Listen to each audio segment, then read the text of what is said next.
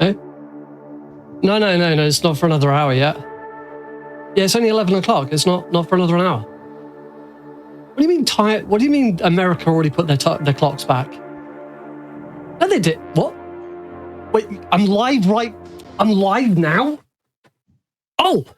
Hello everyone and welcome to Fast Travel, the show where we hop aboard the GDQ metaphorical plane and check out the sights, sounds and of course speedruns from around the world. My name is NickRPGreen and I will be your captain on this journey across our speedrunning world. Yes, we are in a very, very funky time period right now where all of our lovely US audience members, all of our GDQ home crowd, you already put your clocks forwards an hour. I believe that was last weekend or another weekend ago.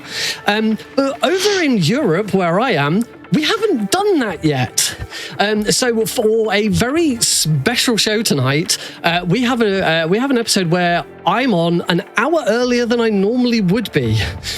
So we thought we'd celebrate that by having a few speedruns dedicated to time. So we've got 2 games coming up today. A little later on, we will be joined by Eamon Sewa MC to run Timesplitters 2. But to kick off our timey-wimey, wibbly-wobbly episode, we are going to head over to randomized TV with the Entropy Centre. Take it away, Rando. Hello. Thank you, Nick. I'm here. I'm going to be running the Entropy Centre. I think it's best we probably just get into it. I'm ready. I'll be starting in 3, 2, 1, go. Let's go. Okay, yeah, I've also got my commentators here. Why don't you two introduce yourselves? Good morning, Aria Adams.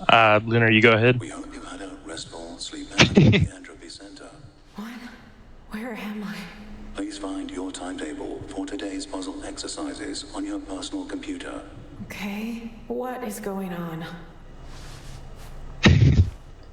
I'm Aaron. I found a lot of the glitches in this game and have played it a lot less than some of these guys, but still way too much. I don't really run the game myself. I just like tinkering with it and taking it apart. So yeah, this is the Entropy Centre. It's a very unique puzzle game, somewhat inspired by the Portal series of games, where, and we'll see in a moment, we don't have our portal gun, time rewinder gun, PEA yet. So we'll get that soon. But essentially the gist of this game is that we're going to be rewinding objects back in time to where they were before. But right now, we just have to get through this intro. We have to say hello to E. We love E, our little boy. Do you know what happened to you? He's the best character in the game right there. Oh yeah, absolutely. There's so many. So we've woken up in this strange facility. We don't know what's going on. Everything looks a little bit disheveled. And we have our first puzzle. Okay, that's done. There's a real brain teaser right there. Yeah, that one's really hard. Hello? Is anyone there? So right up here, we're going to be acquiring our time gun here. This is the main gimmick. This is actually a first-person platforming type puzzle game with this cool gun as its gimmick. There's never been a game like that before.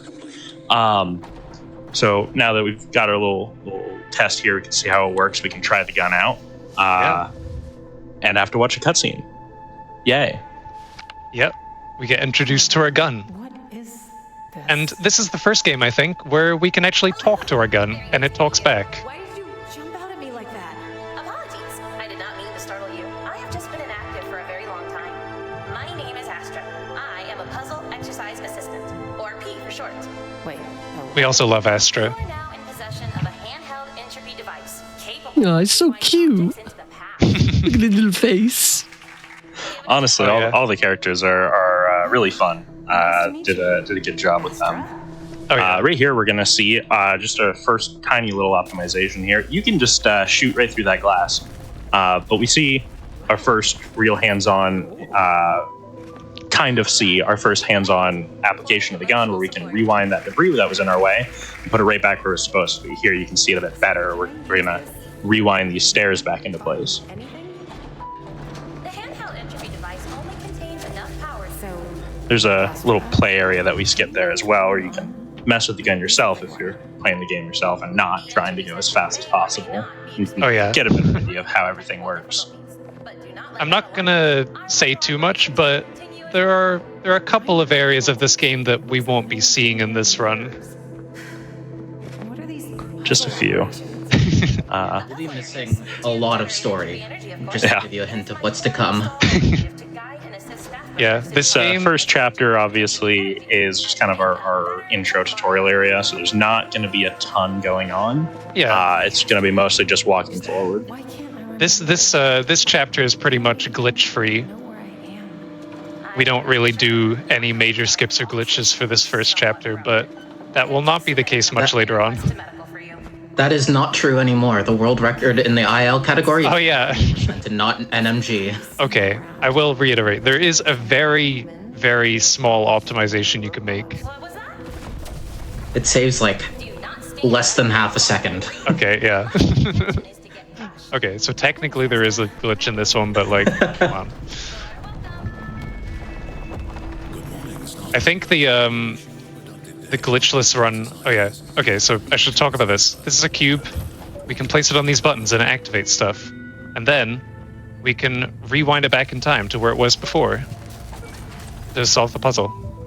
Congratulations, you just completed your first. And that's basically what we'll be doing this entire game. We'll be moving an object around and then rewinding it. Staff members. Well, there's always room for improvement, I guess.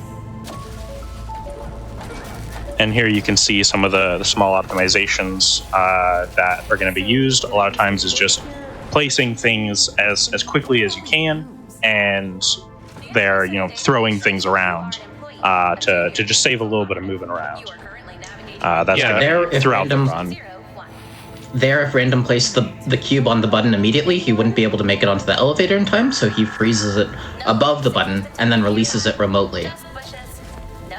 Yeah, you can freeze objects in place when you rewind them as well.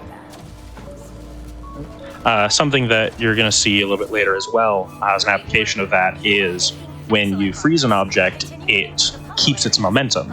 So if you're able to get it moving with some speed by launching it in some way, then you can freeze it, let it go later, and it'll still have that speed that it was going. Here, there's some more stakes the game's trying to give us, but we don't care, so we're just going to skip the auto scroller. That was our first real skip of the run, where we're usually supposed to ride that elevator along the track, but we didn't do that. We can just jump around it and run on the track instead, which is much faster.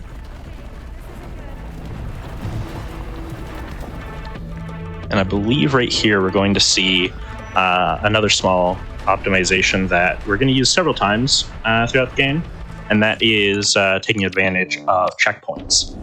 There's a lot of Oh, triggers. There's like between every puzzle and things like Loaded that. the wrong save file. Oh, Oops. Sorry. And no, that's all right. Those triggers can do all sorts of things, but there's always a checkpoint trigger, whereas whenever you touch it, it sets your checkpoint. That's where you're going to respawn from if you die or something. And sometimes they're placed a little bit before where they respawn you, so you can just quit to the menu and continue to respawn forward ahead. That is faster because we don't count menuing and pausing in the time. Yep.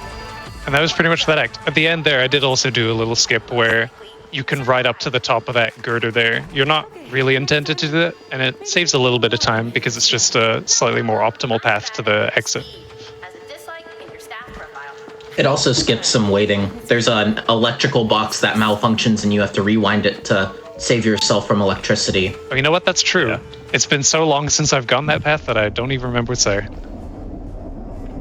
And here's a trick called a fade skip. It's pretty much just like that same checkpoint thing, but when you enter the elevator at the end of each chapter, you have to wait a few seconds, and then the screen fades out, and it brings you to the next chapter automatically. But right when that fade starts, it's already set your checkpoint to the next chapter, so you can quit out, continue, and you can save about 1.5 seconds in every act, which Random, you skip. among 15 apps Wait. is pretty good. Wait, what? Random. Oh, you oops. selected the wrong file. No. That's Act 3. Oh, goodness. Okay. I didn't even notice. Yeah, we're just doing some time traveling. Don't worry about it. We're skipping It's forward in just time a little bit. foreshadowing. It's exactly subtle foreshadowing. If you want to not confuse yourself, after this act, you could just select act.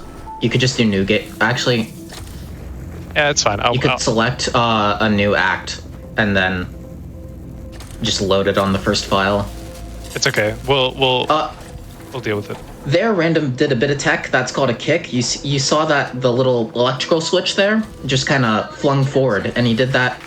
Okay, and that's another thing. There's a lot of tricks right back to back here. So first of It's all, a little bit kicking, dense. these physics are frame rate based, and if you move your mouse while inside an object, it will fly forward. So what he did is he moved the switch inside of himself, and then swung his mouse forward to make it fly forward. And then the next thing he did was called lag abuse. You saw for a moment that the game froze, and then the cube teleported straight through the blue grid. The blue grids are basically the same as emancipation grids from Portal 2. They fizzle any objects that go through them. But if you hold print screen in this game, the game will lag out, and if there's enough lag, the game will freeze entirely. The game doesn't know what to do with props when you lag out like that. So after you stop lagging, the objects just teleport forward as if there was no lag and you were walking the entire time. That will be important for a lot of skips later. Oh no. It's okay. That's all right. Give me time to mention another thing I want to say here. You'll notice the exit door here, the light above it is green. Normally that only happens when the door unlocks, and that's because of version differences. In the original version of this game, when it released, this door actually was just always unlocked. Oh, yeah. You just walk up to it and it would open, and that was fixed. We're actually using the second main patch of the game because it ends up being the fastest. It's not quite the latest patch because that fixed a few things, but this is the one that we prefer to use. You'll see why later. And we were talking about kicks a second ago, Oh, no. and that's what it looks like. Instead of using the slow elevator, Random's just going to try to line up this cube and then kick it straight into the button. And once it's on top of over the button, he'll freeze it in place and reset it to make it fall straight down. This is a tricky kick, though. That should be So good. even though freezing something will keep its momentum, so that's why the cube kept moving there. If you needed to, and if it was like over the button, he could reset the timeline, so to speak, of the object by shooting it, and that will cause it to lose any momentum that it had and just fall straight down. Yeah, that's what those shots there are. Yeah, we can shoot the cube. It removes the rewind history and any momentum that it would have had.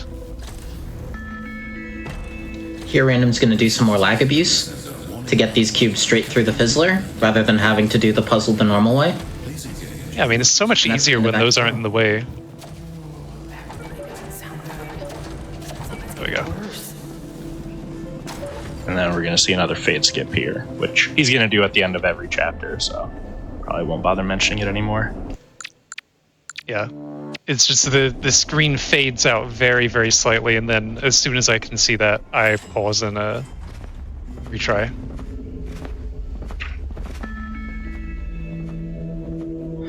And here you're going to see with the computer, we actually saw this at the beginning of the game, but normally there's that button there. A lot of computers are used to activate things, like this elevator, for instance, falling down.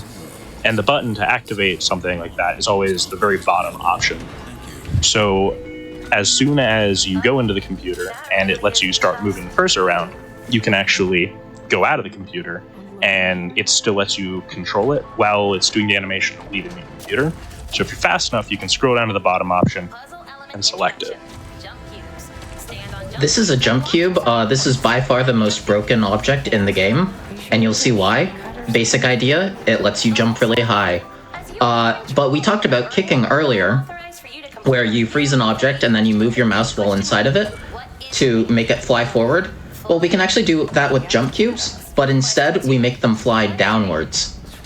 And what that's going to do, and you'll see this in a minute here, but by kicking a jump cube downwards, while you're on top of it, when you bounce off of a jump cube, the height you get is based off of relative speed. So for a moment, when you kick it downwards, you're going to... Oh, well, actually, never mind. We're not doing this strat. Sorry.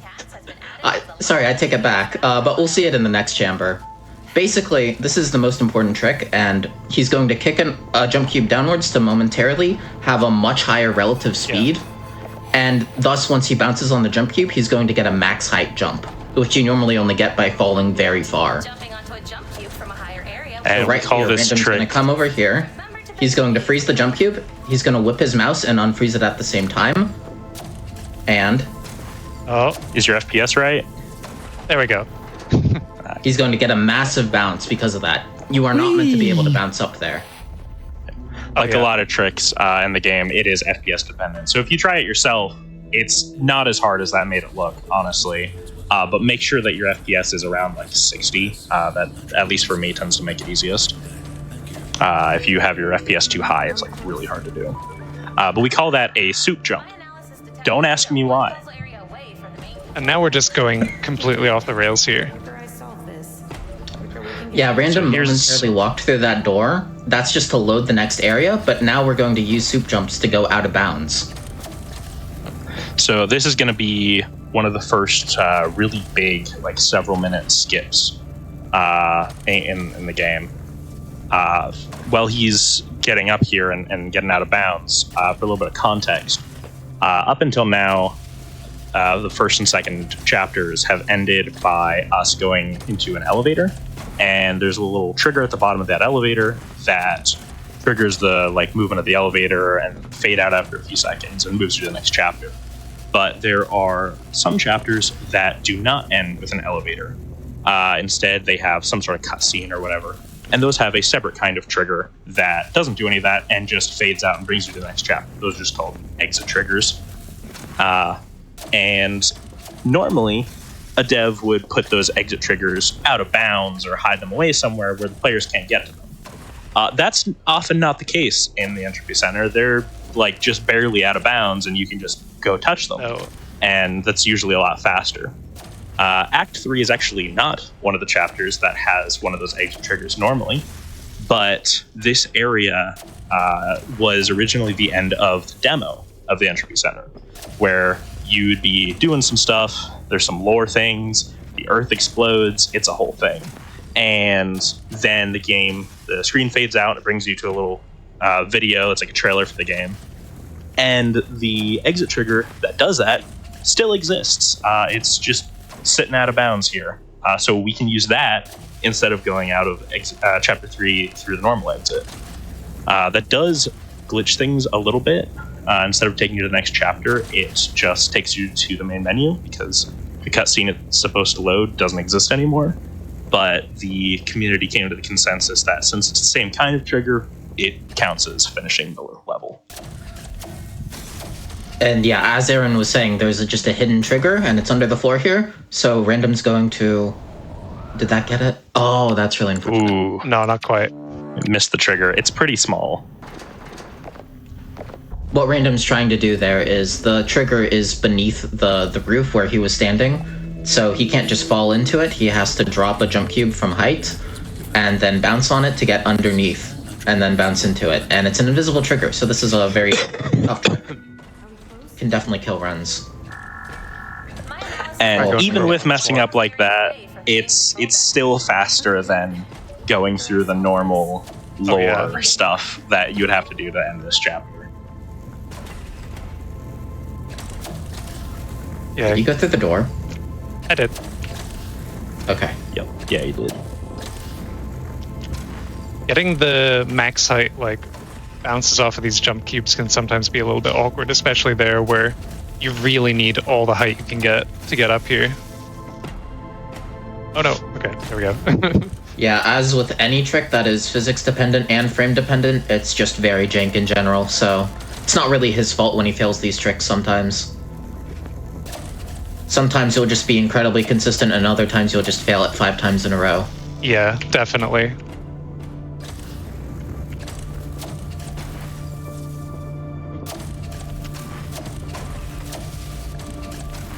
Not quite.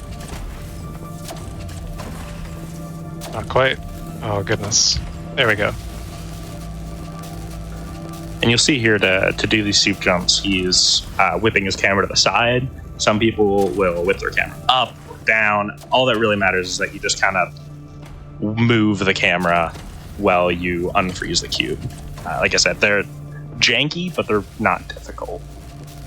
If you want to do even just like a casual fast play of the game, soup jumps are a good tool to have. They let you do way more than they should.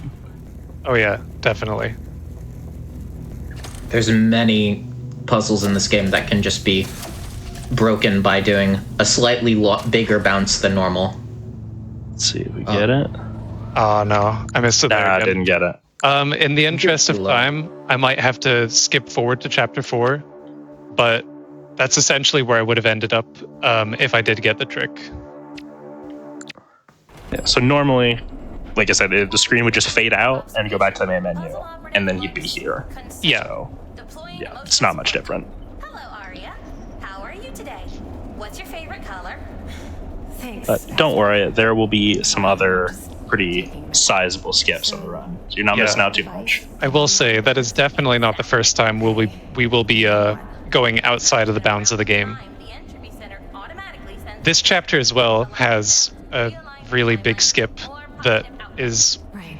probably like the second most difficult skip in the game, but missing that skip will lose us a lot of time, so I decided for the sake of the marathon not to go for that one.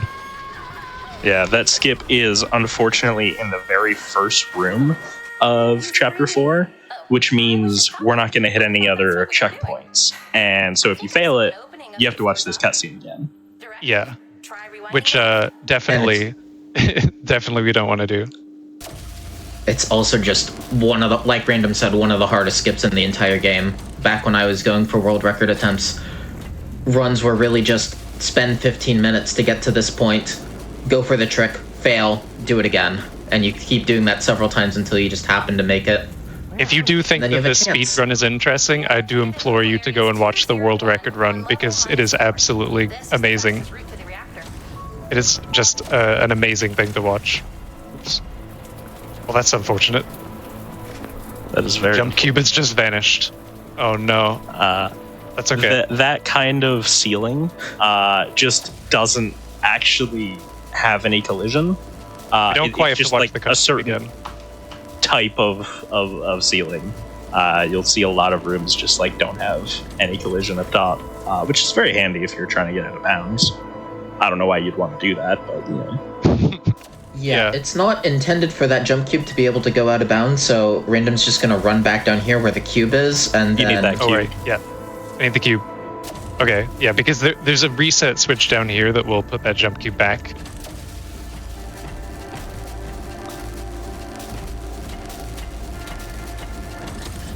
Also, you didn't need to kick the jump cube. Oh yeah, Give the out of bounds strat. it's just muscle memory. I don't think you even need to move it.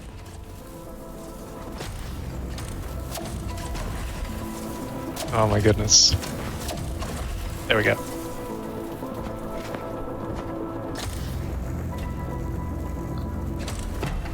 That was a nice kick. there. Ooh, nice. The Oh, electrical that was panels slick. take a good like second and a half to rewind. So anytime that you're able to get a kick that lands it right in the slot, you can save a good bit of time by rewinding it early.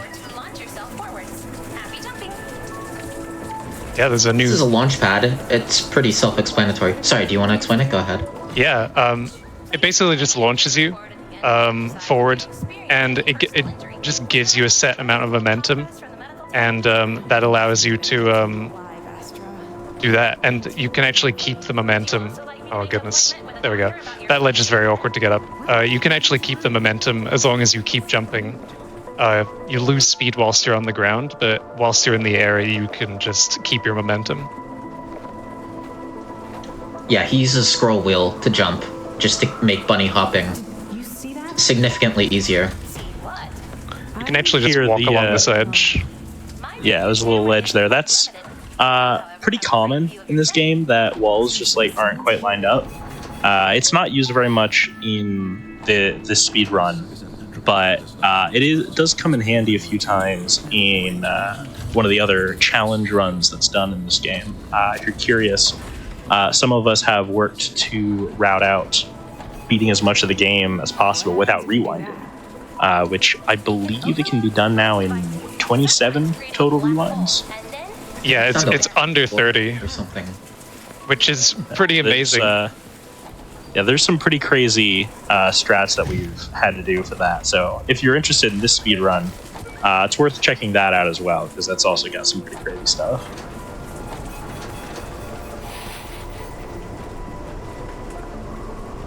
Yeah, essentially anytime you can walk on pretty much anything. If there's just like a tiny, tiny ledge that's like just barely misaligned, you can probably walk on it. Is anyone there? Fun Entropy Centre fact. People used to say that the Entropy That's the end of There's it. also ghosts. ghosts. Oh yeah. You guys haven't seen any ghosts, have you? Oh, yeah, I guess we haven't really talked about the story. A bit of an update since we skipped the end of Act 3, but we're not on Earth. We are on a space station, and Earth was destroyed. We're on the moon. So, yeah, we don't know much else, but everyone is dead. So that's cool. But we're not dead, and we have a rewinding time gun. Damage detected to storage area 5 caused by Aria Adams. So, fortunately, humanity actually has a contingency plan for this, which is this really cool space station on the moon that can just rewind the Earth, Deus Ex Machina style, and then tell Earth what happened so they can stop it. So our goal now is just to get to the device, rewind the Earth, and hopefully save everyone. This is a trick here that I was talking through as he set it up, but it's called zero bugging, where you're able to take some object like a cube and get its timeline stuck at 0 seconds, where as you're moving it around, the game isn't keeping track like it normally does, and only keeps track when you drop it. So you can have it drop in one spot, move it around and drop it somewhere else, and when you rewind it, it'll instantaneously move back to where you had last dropped it, instead of moving slowly along that path. It just lets me rewind that cube there a lot quicker.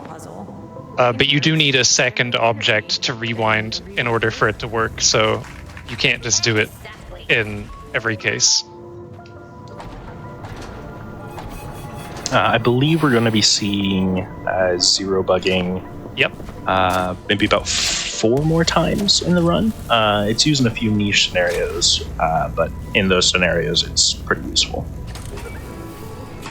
Yeah, it's essentially whenever we don't have a jump cube to just skip the whole game, we have to resort to some other measures. Destroyed. Yeah. Where did everyone go? Here, Random's gonna drop the cube above there. It's currently 0 bugged, so he's gonna go through this door and then tap rewind, Yes, I know. and it just teleports back to where he last dropped it, which is right above the button. Yeah, You are on the moon. just makes it a little bit That's an faster. instance that I forgot we were going to have, so that 4 or 5, take that up to 5 or 6.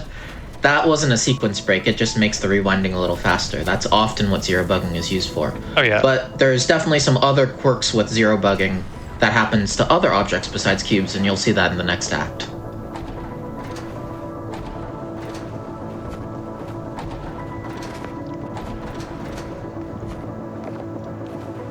And Did you know cats regulate their there's a body jump cube here, temperature which means that we can do some funny shenanigans. increases body temperature, creating Oops. healthy and regulated I need to reset this first. lifestyle. It is also widely speculated that cat's fur has a healing mechanism. Why are you telling me this? Shouldn't we be trying to get out of here?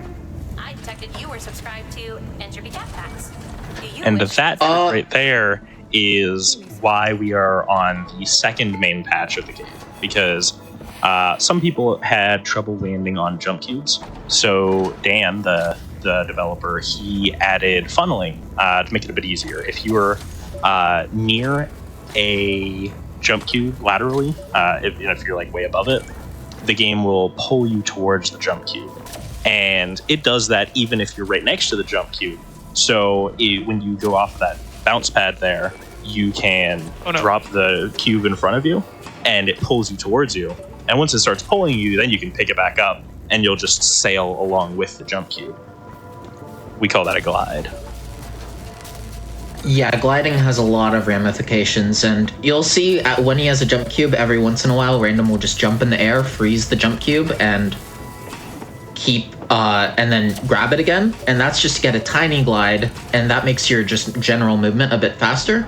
And it'll also be used for some very huge skips. You'll see the first of those in Act 6, which is the next act at the end for a sequence break. Entropy transport system offline. This will take us. There's a puzzle in this room that we're supposed to solve by activating some switches.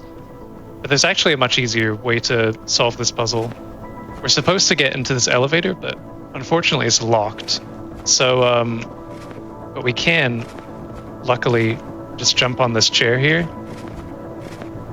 And we can scrape the very edge of the trigger that will load in the next level without actually having to open the elevator. And now he just has to wait. The end of the act is just on a timer for after the dialogue ends. And we can What are you doing, Random? What are you doing? Oh no! Oh.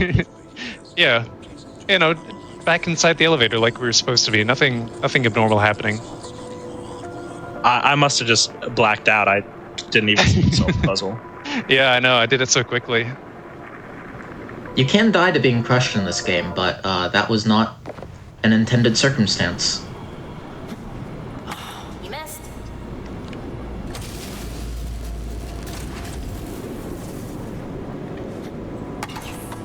Well done. That took you 48 attempts. That last act there also, you noticed that we weren't in the normal elevator that we've ended the other chapters in. That's because that chapter also has that other special kind of exit trigger that you can use to exit the level. There is an alternate trick that I believe the current world record uses that lets you do a big out-of-bounds glide and hit that trigger because it's much larger than the one that we used in Act 3 and is just loaded from the very beginning of the chapter. So as long as you can get there, you can use it. That is a very difficult trick, though, so not exactly marathon safe. Here, Random's gonna kick that switch from very far away. If he's lucky, he could have gotten it straight into the socket, and it would have been very satisfying, but doesn't lose time to fail that. Yeah, that's an instance of those FPS-dependent tricks. If his FPS was higher, then it probably would have moved a lot further. Yeah. Yes, that's something we haven't mentioned. The higher your FPS is, the bigger knockback kicks get. Actually, I think you did mention that, but... Yeah, you basically just have a slider in this game for how strong you want your kicks to be. Which is pretty funny. Puzzle element introduction. Bridge cube. Place bridge cube in station As Astra just said, that's a bridge cube. You put it down, and there's a bridge. They can be a bit finicky to work with, though, because if they are at all tilted or anything, then the bridge doesn't extend. And there's absolutely no way to get around that, for sure. I promise. Yeah, just trust him. Ignore whatever he's currently doing. Oh, I almost got that first try. Oh, almost. So this is another application of zero bugging. If you zero bug a bridge cube, then it doesn't care that it's in the air or flying around. The bridge just extends anyway. Oh yeah. It's And the bridge why still that has- happens, who knows? The bridge still has collision even when it's vertical, sideways, doesn't matter. So you can just push yourself up onto that ledge there. So here we're going to have a major skip directly to the end of Act 6. And as Aaron mentioned earlier, jump cubes have a bit of a glitch where when you start funneling to a jump cube, you can grab it again in the air and just keep funneling. And so the end of the elevator to get to the end of the level is very far away from here, but we can get onto the roof, and you're going to see that it doesn't matter how far away it is if we can funnel. Okay. A little bit of a mistake there. It's okay. Normally, the exit elevators for each level only load whenever that area is supposed to be loaded, the like surrounding room and everything. But Act 6 is an exception where the elevator just always exists, just floating in the void for no reason. It just is. Some stuff does that sometimes. The other exception to that is actually in Act 2. The elevator was also there from the start, but it's such a flat level with no jump cubes, so there's no way to actually get to that elevator.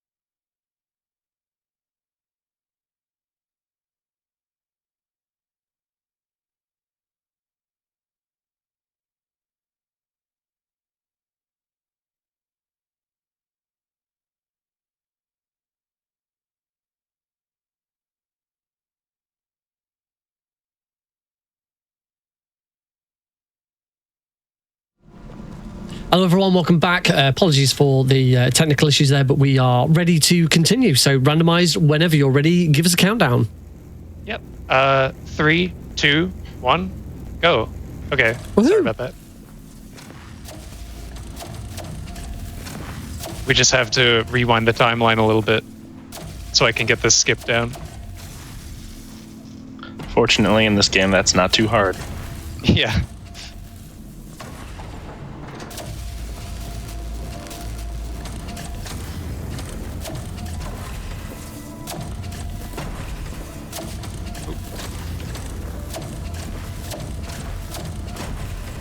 There we go.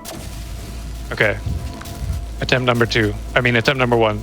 This is definitely the first attempt. And this is another example of the thing I mentioned before, how a lot of ceilings just like aren't actually real. Goodness. Yeah.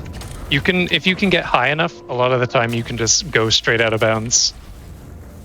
Which is somewhat convenient in a game like this. Here's a You can see the elevator in the big distance. glide, There we go. and the bounce helps to kill your speed and line it up. And then Yeah, he's Nice. nice. Yeah, even after he bounces on the jump cube, he's still funneling to it, but by bouncing on it, the jump cube loses most of its horizontal speed, so much easier to aim for the elevator.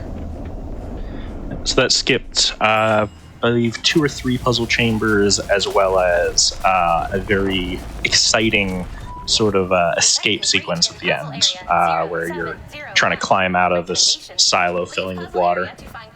Here we just, don't engage with the puzzle and leave, as we seem to do often. Yeah, this is pretty much, I think this is probably my favorite trick in the whole run coming up. Oops, that's not great. Yeah, so chapter 7 is a really cool chapter. We get to see E again. We get to visit the museum explaining about the Entropy Centre and how it works. There's a whole lot of lore and everything. And then we get some cool puzzles that have to deal with like water that you can use to like a river that moves around cubes and stuff. We're just not going to do any of that because it takes too long. Yeah. Nice. I'm glad I got that first try. That water, by the way, usually kills you when you enter it. But by doing that, you're able to just surf right over it and go straight out of bounds. Yeah, so most chapters, if you go out of bounds, there's not really anything. It's all just kind of void. You saw that in chapter 6. It was pretty empty, even though there was like this big mountain that doesn't have collision or anything. Act 7 is pretty much the main exception to that, where there's just all this land out here that is fully interactable, and you can just kind of go wherever you want. And the reason why we're able to do that is because you probably have noticed that between each puzzle chamber, there's just a tiny little hallway, there's 2 doors, and you walk through it. Normally when you go in that hallway, there's like a screen that tells you how you did on the puzzle. But behind the scenes, as you go through that hallway, it also is loading the next area and then unloading the previous area. Those triggers for loading and unloading are always there, as are the doors and a little bit of the walkway. So if you can get to that hallway, like we did here, then you can just load the next area without having to have done the previous areas. Yeah, so And essentially, we skipped basically straight from the beginning of that act right to the end.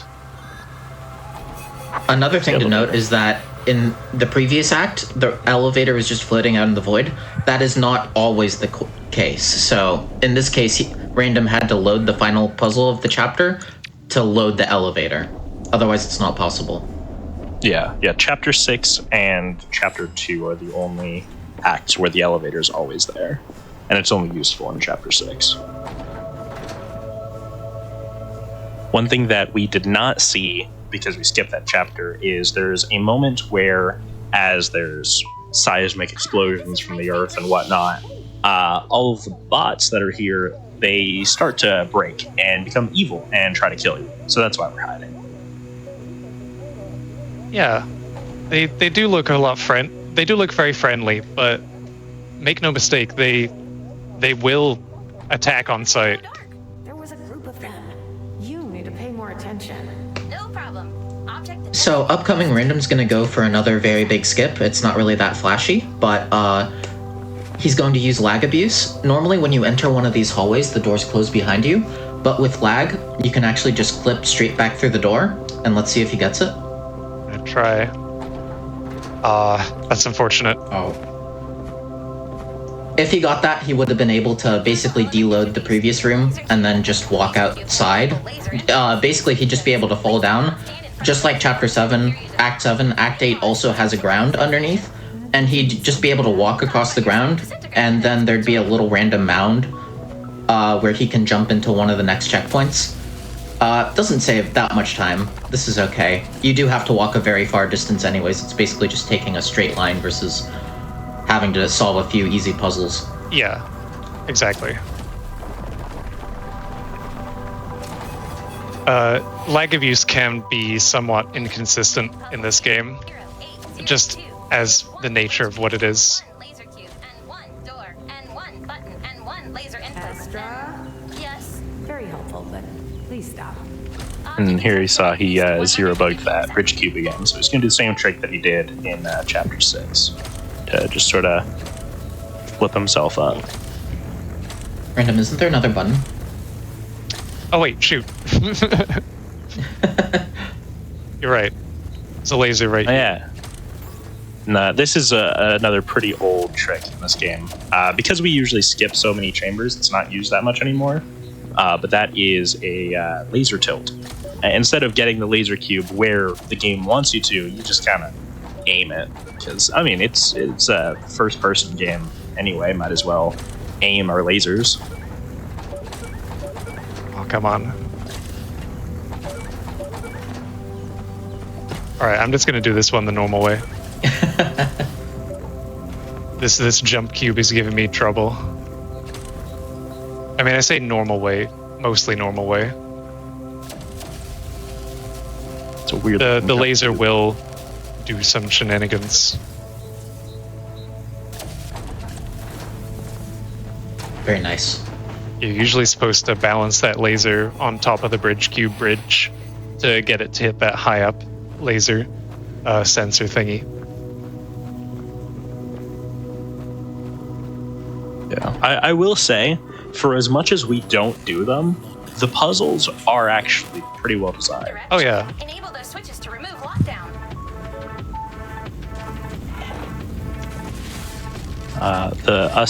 Missing that trick though at the beginning does mean that you get to see one of these lockdown rooms.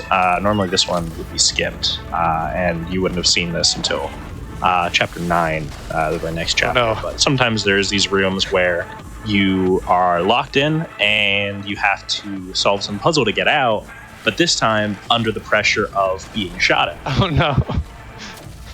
You can tank one shot from those bots, and then if you get shot a second time in quick succession, you will die. So let's see if he can avoid doing that. Goodness. I forgot the second cube. Oh, it's over there. Okay. You might be able to tell he doesn't normally do this chapter. Yeah. Usually in a run I'd reset here, but for the purposes of the marathon, the show must go on. Does mean that you get a slightly more interesting run of chapter 8 though, instead of just walking in a straight line for That is 30 true. seconds. This is the old strat that we used to do before we discovered you could just go through the door. Fresh paint job. Those are entropy stun. Another bit of lag abuse there. With exceptional circumstances of severe civil unrest or security requirements. They've only been deployed once, when the Entropy Debate Club became rather disorderly. Oh, come on. There we go.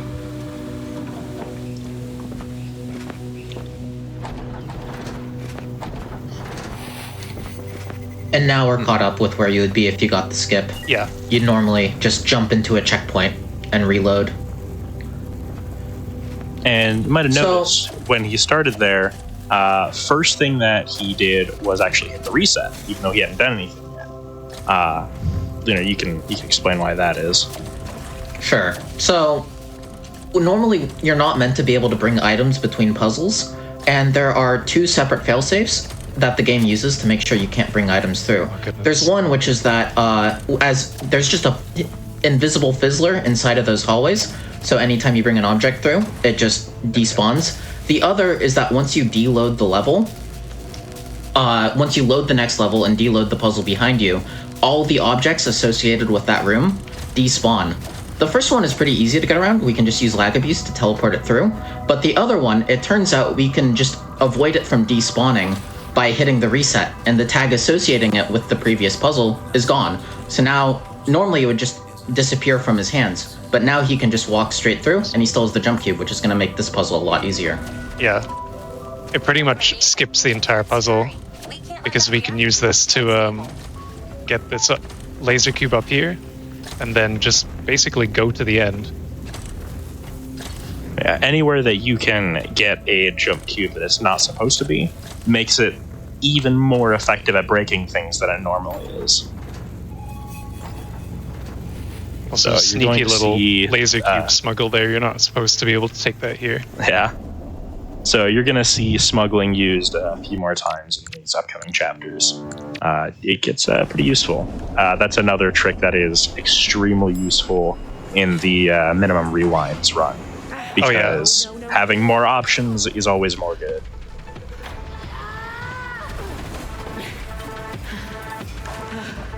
Warning, several entropy bots approaching your position. Recommendation, run.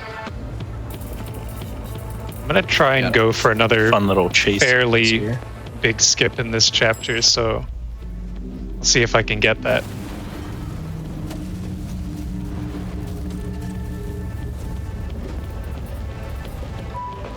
Warning, you are So these bots are trying to kill us now. They're coming for me. No. Oh, thank goodness. And there's very small optimizations you can do with each of these bits of debris that you're rewinding, and this is throughout the whole game. All of the debris collapses are pre-baked, so everything falls and collapses in the same way every time. And usually at the end of that collapse, it sort of settles for a second. And if you rewind it from the very end of its collapse, then it unsettles for a couple seconds. So if you know that you're going to be rewinding a piece of debris, it's always good to sort of rewind it a little bit in order to get it to unsettle before you actually have to get on.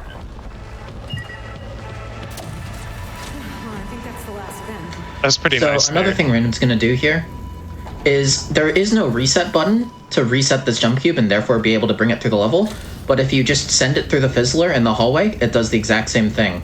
So now Random's going to be able to lag abuse and smuggle this jump cube through the lockdown. And this jump cube we're going to use to completely break Act 9. Hopefully. Let's see. There's a chance that this trick does not work properly, and that always comes with a risk when you're using smuggled objects, because if you mess up, you can't always just retry it, since whatever you smuggled is from a previous chamber that you can't go back to. So for any trick that uses smuggled objects like this, we have to have backups. But hopefully we don't need to use those backups. Just gonna try and take these all the way over here. Oops.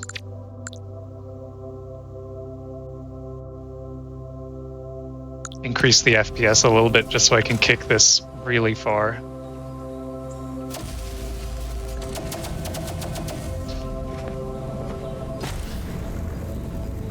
Damn, not one of those hit.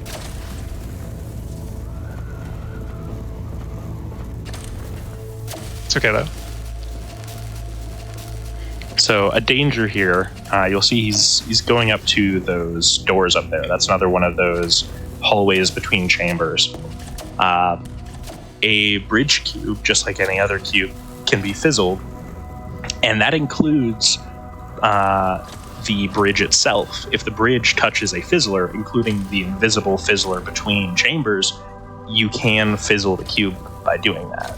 So he has to be careful here that the cube doesn't move too far to the left and the bridge hits the invisible fizzler. Because if he does that, the trick is dead. Oh, come on. And he zero bugged the cube, that way he can keep the bridge even when it's tilting a lot. There we like go. This. Should be okay. Although it might maybe a little more to the other side just to make sure. Okay, that's perfect. So here he needs to line it up so that it's far enough to the right that he won't hit the invisible fizzler, but far enough to the left that he can hit the edge of the trigger to load the next level. Now that that's loaded, then he can glide across. And by doing that, he's not only skipped a couple of chambers. Ooh, Oh no, Oh god. that's not very good. rough. Oh, that's unfortunate. I almost did it. I messed Normally up right by at the doing end. that, yeah, he would have skipped the couple of chambers and brought the jump cube. And with that glide, he had to glide around the invisible fizzler. The thing is that invisible fizzler is exactly the same as the trigger that sets your checkpoint. That trigger acts as both. So by skipping the fizzler, he also didn't set his checkpoint to the next chamber and has to go back here. Yeah, that's quite unfortunate. Way to lose out there. Oh goodness. So what is the backup that you're doing then? I'm just gonna do these puzzles pseudo normally. All right. There's actually another trick you can do here. I'm not sure if he's doing a faster version or if he just forgot. But you can climb over that bush by the door there. Oh right, and yeah. Climb over the wall. It's been so long since I've done this one. That's way. completely understandable. Oh, that's a real shame I messed up right at the end there as well. Goodness. That might actually be... Now I'm struggling to remember how to do this normally. You know what? I think it might just be faster to do this. Climbing over this bush can be a little bit finicky, a little bit janky, but Oh my might goodness. be our only shot. There we go. All right, cool. Random, do you know the trick at the end where you use a zero bug bridge cube to get out of bounds? Oh no. You could try that if you want. If you smuggle a jump cube through here, you can just bring it to the end and do the same jump cube strat with a bridge. Oh. Oh, like smuggle the bridge here? You know, yeah. You would kick it across and then... Oh, okay.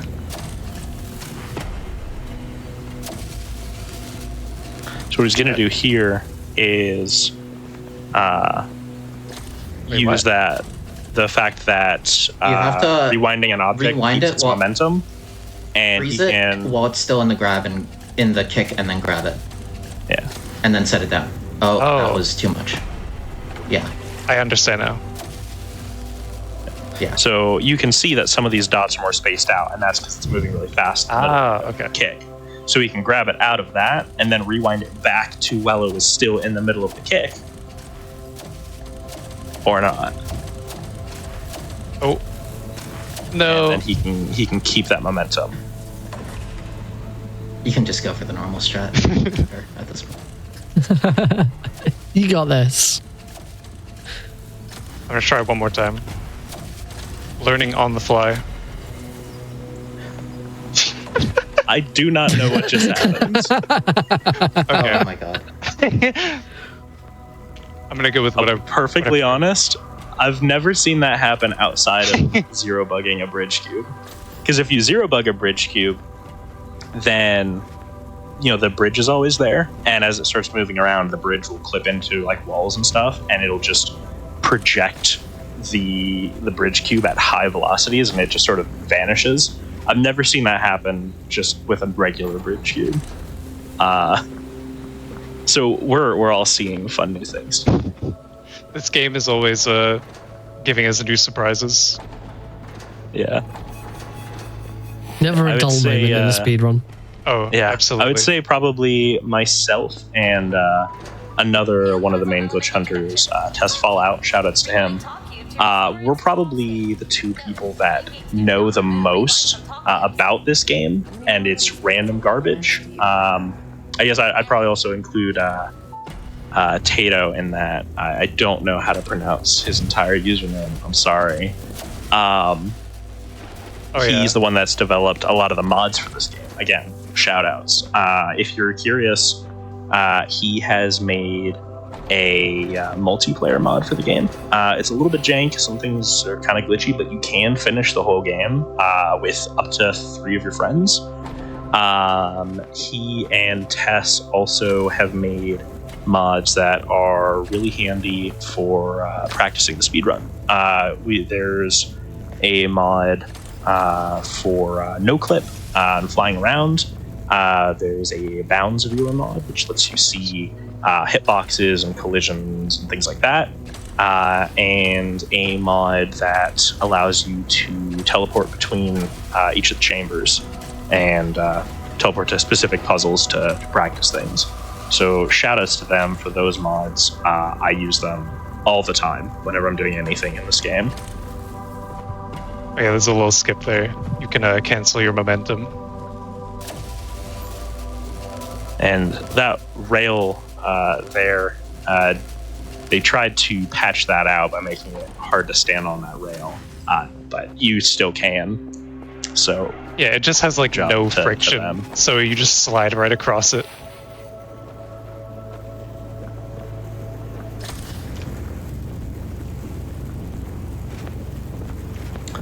You also have probably noticed the green kind of cube that he was using there. I say cube. A lot of the cubes are not cuboid at all, but those are tall cubes. Those are also not used very much at all in the speedrun because they're not very broken. But those are pretty simple. You rewind them to make them extend up into the air. So they're like that. That's about all they do. They're not useful in speedrun at all. But sometimes you have to use them. Oh no. I believe, can't you jump around at the top of the stairs there? Just bring the jump cue, or This one? just Oh yeah. go on. Yeah, just bring it up, And then you and then like just do jump this right around where you that. jump around and aim the laser. there we go. Oh no, I lost all its momentum.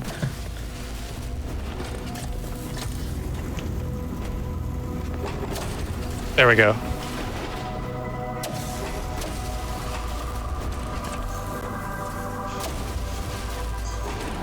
There we go. Yeah, we do have backup strats for a lot of things, but at the same time, we also aren't very good at the backups. We don't have to do them because normally we're really good at this game.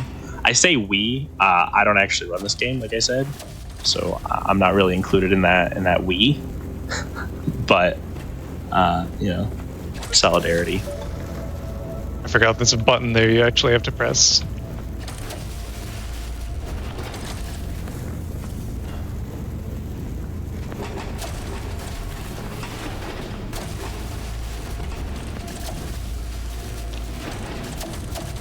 Okay, there we go. We got it. We got it. Oh, no.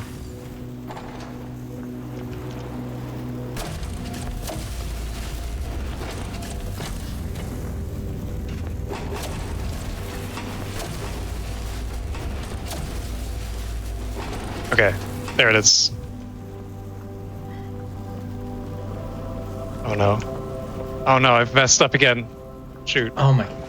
Put the tall cube there. Yeah, okay. Random, you can't get in the bottom door now. You don't. I can do this. Oh, can you reach? Yeah, there's a strat there. Oh, nice. Okay.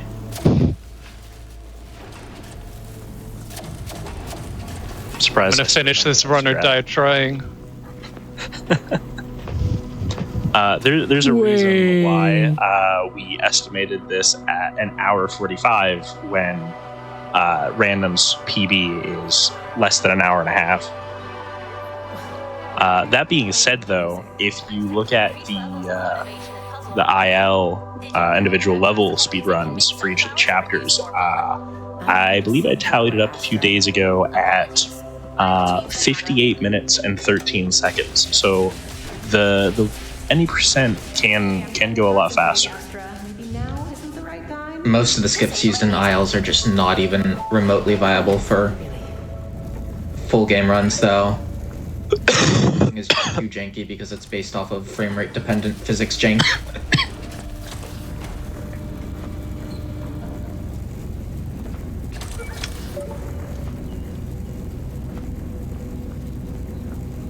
Oh yeah. We love jank though, as speedrunners. Jank is good. There was a In trick this here. patch, are you still able to run along the rail? No, that was actually patched out. You used to be able to run along that rail, and you didn't actually have to take the moving platform at all. But that was patched in this version of the game.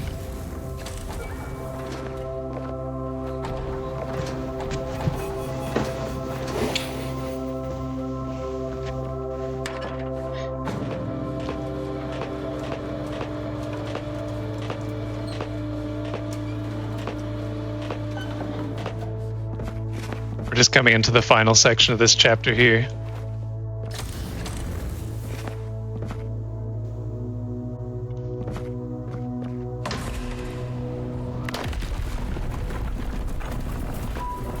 Recommendation: run. Take a right. And there's actually a small skip we can do here, where we, very similar to Act 1, we can ride along this girder here.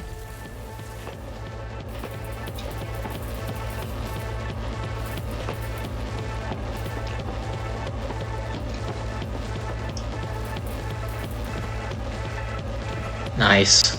Yeah, so that saves a little bit of time. And then the floor here doesn't actually exist. So we can just clip right through it.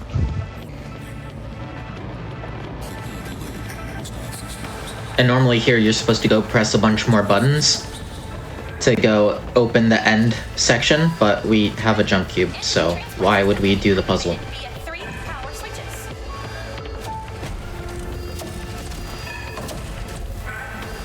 I believe you have to go a little bit past the railing. Oh, I see. Yeah. Yeah.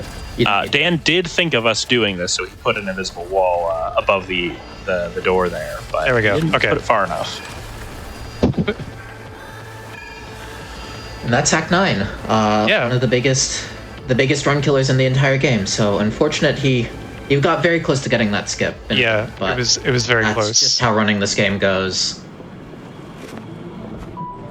I can So confirm that the route that he normally would have taken would have taken about I believe about 6 minutes. So a little bit slower, but that's all right. As you said, in a marathon setting, the show must go on. Exactly. This is bonus. Oh, wait. We're not playing full intel. You're right. Yeah. So in just case wanted you to were be having there. trouble finding that specific bit of intel, trying to get the achievement, there it is. You're welcome. It's just muscle Shout outs memory. to the one I guy that was all looking for intel. Very tricky jump here, First try. and he gets it. Nice. That's way harder than it looks. The edge of the ledge that he jumps off of there, just you slip off of for no reason sometimes. Oh, yeah. So here normally there would have been some shenanigans with the conveyors, learning how those work, moving some stuff around. But instead we did that fancy jump, and here we can lag abuse through the door because they decided to put the button right next to it. Normally lag abuse through a door you can only do when you're pretty close to the door. That was actually kind of scary. I thought I was going to get stuck in the door there. Yeah, that can happen. Here is another practical use of instant rewind, where we're going to zero bug it, put it down, drop it again, and then the rewind can happen right away instead of having to wait for it to go all the way back across the conveyor belt.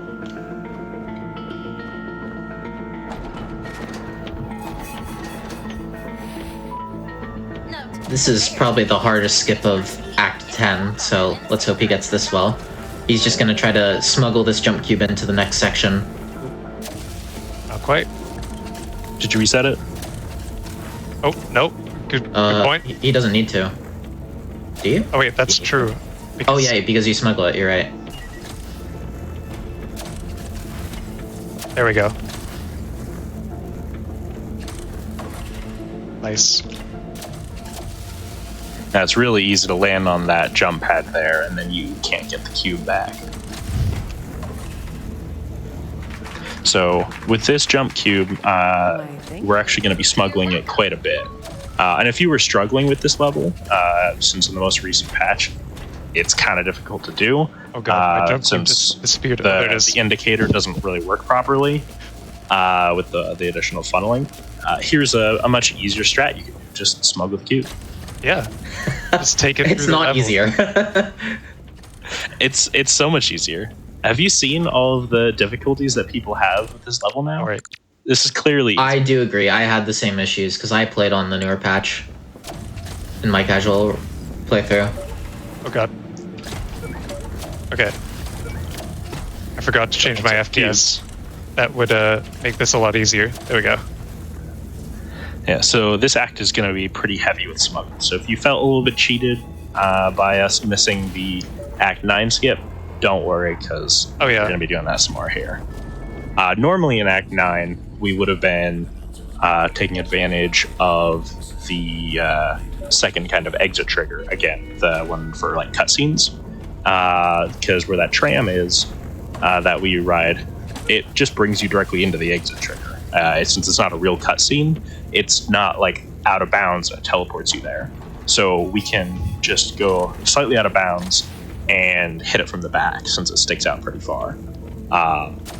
And there is two other chapters later where we're going to be doing similar tricks, so don't worry about that either. There we go. That's a very long puzzle, and you can just jump to the end with the soup jump. Yep, that's the amazing thing about smuggling cubes. This is also a really long puzzle. This is one's another gonna take- really old This trick. one might take me a while, so oh no. I find it easier to jump to the rock on the right. Yeah, that's probably easier.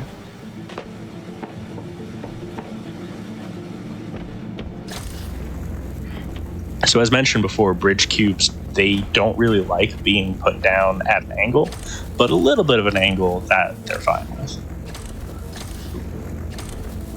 Okay, there we go.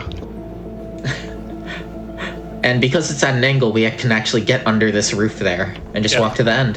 That roof was put in place presumably to prevent you from being able to do that, but unfortunately enough for us, those rocks are just like the perfect angle to get right underneath it.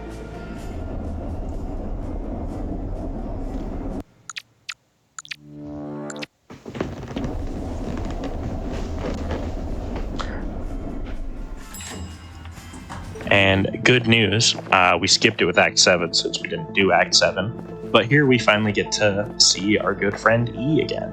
Oh yeah, Entering staff quarters. We need to find a way to the top floor. there's There E. he is. Oh, hello again. I would say it's good to see a familiar face. Absolutely cutest. Have the same face. All my homies Floppy are ears. love Shoot him. E. Can you shoot him? Yeah, kill him. No, he likes. All right, all my homies except Lunar love E. Oh, it's okay. He Hate likes that guy. it. Just take Hate it a him. little bit. But I wish it could kill him. No. It's the intention. Wow. I think chat's going to riot. I think so, and they have every right to. You've done a lot. Ow. Look, if you've had to wait through that opening cutscene as many times as I did to do the IL, you would hate him too. I guess that's fair, but it's not E's fault. He's doing the best he can. E would never Yeah, I do guess you're anything right. wrong. It's the developer's fault. We love the developers of this game. Yeah, Dan's awesome. Yeah, we have a unique relationship with Dan. A relationship of fun games and broken promises. I'll never forget that we don't have that fan in 505. The real ones know what I'm talking about. Apparently, I'm not a real one. That's alright. It's an old thing where there was an old skip that was theorized that was only possible if there was a fan in the room. But unfortunately, there was no fan in that room.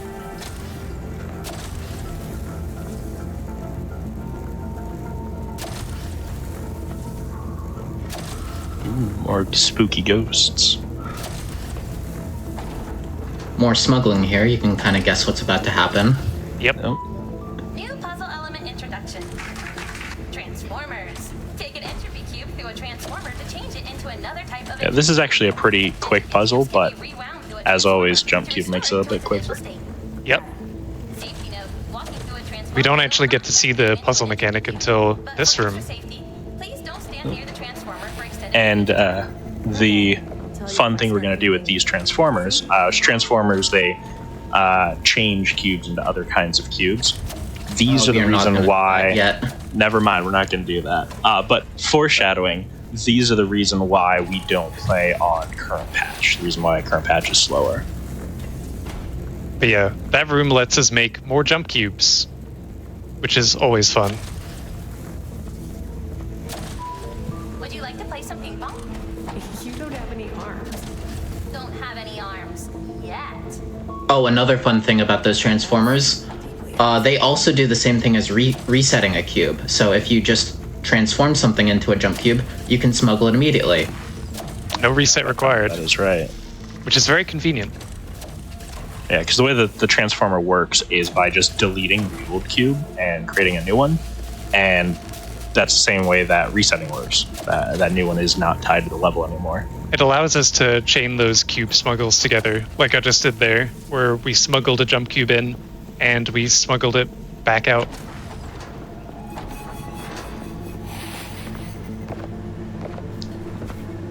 And since transformers are technically just a trigger, you can do the same kind of lag abuse to just skip a cube past them. Very small movement optimization, but it's worth mentioning.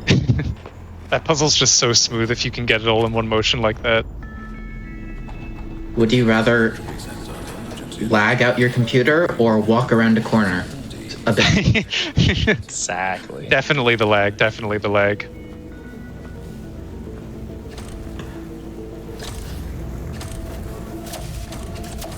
Oh. Yeah, we're just gonna do the same thing here to hit this laser. Oh no.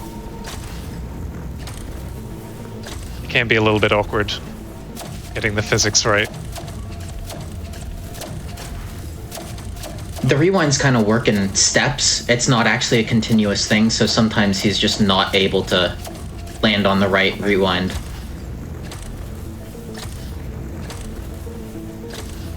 Yeah, especially when it's moving that fast, that's probably okay. And I can actually just jump up here, and then we can walk across this. And then hopefully, if I can get the rewind just right. Oh man, I might have to go back down there and reset it. There we go. Hey, Okay. there we go. Nice. Yeah, you have to be like very precise there because it's only on the laser for like 1 frame. Yeah. Like Lunar said, the rewind is a series of discrete steps that are saved. And when you're rewinding the object, it just interpolates between those and moves smoothly. That's why the instant rewind trick works, because instead of it saving every point along its movement, it just saves a couple individual points. And since it has to move between those points at a specified speed when you're rewinding it, it makes it seem instant when it's really just moving really fast. Oh yeah. So technically, when you do instant rewind, the cube does move between the 2 points. So actually later in this chapter, we are going to have to do a little bit of a thing to get around something by doing that. A small little skip here.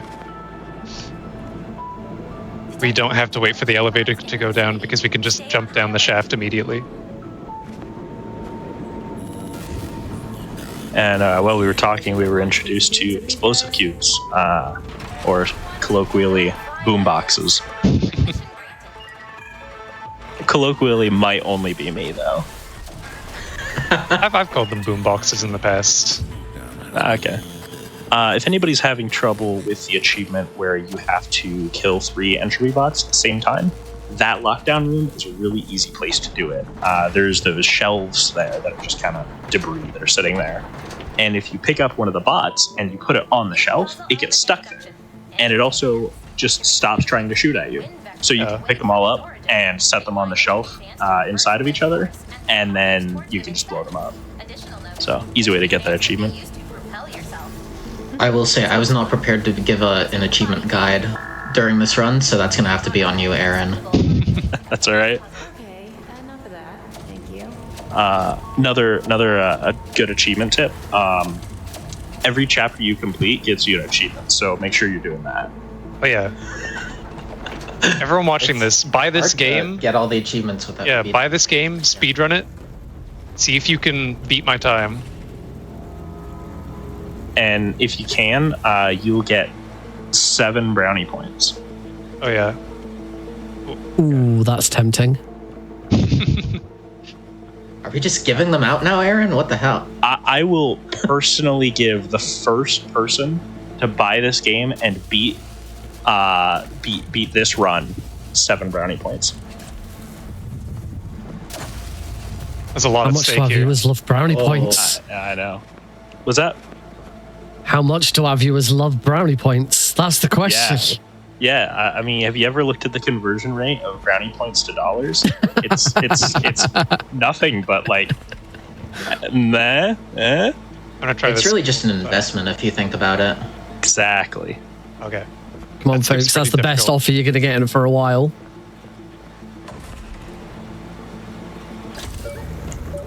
Ooh, chat negotiating. Can they get 7 brownie points instead?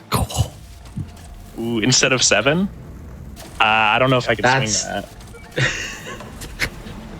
that. Believe it or not, this room, you have to get all the way up onto that door up there.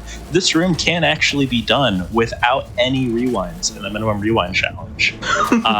I will leave reproducing that feat as an exercise for the viewer. Yeah, you can. It's pretty much as simple as it seems. It involves stacking an enormous amount of these cubes on top of each other. And I believe it's 15. 15 of these cubes on top of each other. And these cubes are like the world's hardest thing to stack, I will say. They don't really like existing near each other or in general. Yeah. Definitely. And you then need to jump on top of them, which is not a thing you can actually do. You just, you have to get stuck, and then the game gives you a pity boost on top of jump cubes that are constantly moving around and want to fall desperately. It's not even a pity boost. You do have to be hitting the jump button. And then it just kind of decides you can jump, which I guess that is a pity boost. It's pretty much the definition, but tomato. I don't know. I think I'm the only one who ever did that without mods, and it took about an hour of just to do what? To hit that jump. I did the whole chapter in minimum rewinds. Oh my goodness! Like an hour. I have also done it, but not in a full chapter run. Did you do it with like normal cubes, like no mod menu? Yeah. I was the first one. Oh my god. Okay. All right, chat. Never mind. You have my respect. I invented the strat. If anyone can do this whole chapter, spawned in cubes. If anyone can do this whole chapter without I rewinding, you get like 70 brownie points. 70. Ooh, I cannot promise that. I don't think I can afford that. We cannot allow rampant inflation of brownie points this quickly. Exactly. I might be able to swing like one less. Maybe. I can maybe take out a brownie point loan. I've got a good credit. No, I highly recommend again checking out the minimum rewind strats, because you'll notice there's a lot of the same few strats that are used very often in the speedrun. There are some unique stuff, but things like, say, soup jumps happening all the time. The minimum rewinds run because you can't do things like soup jumps, since those require a rewind, is a lot more varied in the ways that you have to solve things. It's much more of a puzzle. Oh god, we're gonna die. Have hope. There is always a way. I believe in you, Arya. Oh, I'm glad someone does. How did I end up here? Alone. I am. We're gonna do a little bit more zero bug shenanigans here. You have proven yourself very capable. Once you return to Earth, you could safely. I have a bit of notes written down of things that I want to talk about throughout this run. And for this level, I did just write down zero bug shenanigans. I guess. Oops. I may like to see what exists outside the Entropy Centre. You should come too. Earth can be nice. So here, if he were to just rewind it all at once, Oh no. then it would try and go straight from this button to the first button, and that would go through the fizzler. So this is a case where he had to drop it at an intermittent point around it, so that the rewind would take it all the way around. May need to retry that. I didn't quite get it.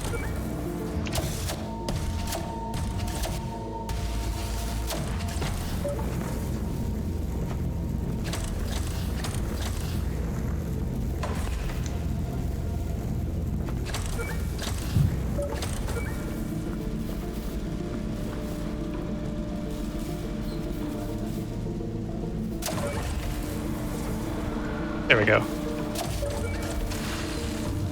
Nice. Okay. So normally try. doing the trick like that, a lot of times we use zero bugging and instant rewinds to speed things up when it comes to rewinds. But that way that he did that level actually can't be done without instant rewinds, because that fizzler is in the middle of the track that he was riding on. So it wouldn't rewind fast enough before it hits the fizzler. Because if you touch a fizzler, that also deletes the rewind history of all other objects in the area. And this is a really exciting section where we're trying to get to the reactor and everything's falling apart all around us. And like all of the fun parts in this game, we're just not going to do it. Yeah. Just make sure I don't die here. This skip has gone through a few iterations. There's a bridge cube that you get about halfway through that we used to use to skip to the end, and then you could activate the cutscene faster. But then we figured out that since it's a cutscene ending, there's that exit trigger like we were talking about before, and it's just there. You can just go and touch it. Oh no. And then we figured out that jump cubes are as broken as they are, and that we could just use those instead. So it's gone through a few iterations.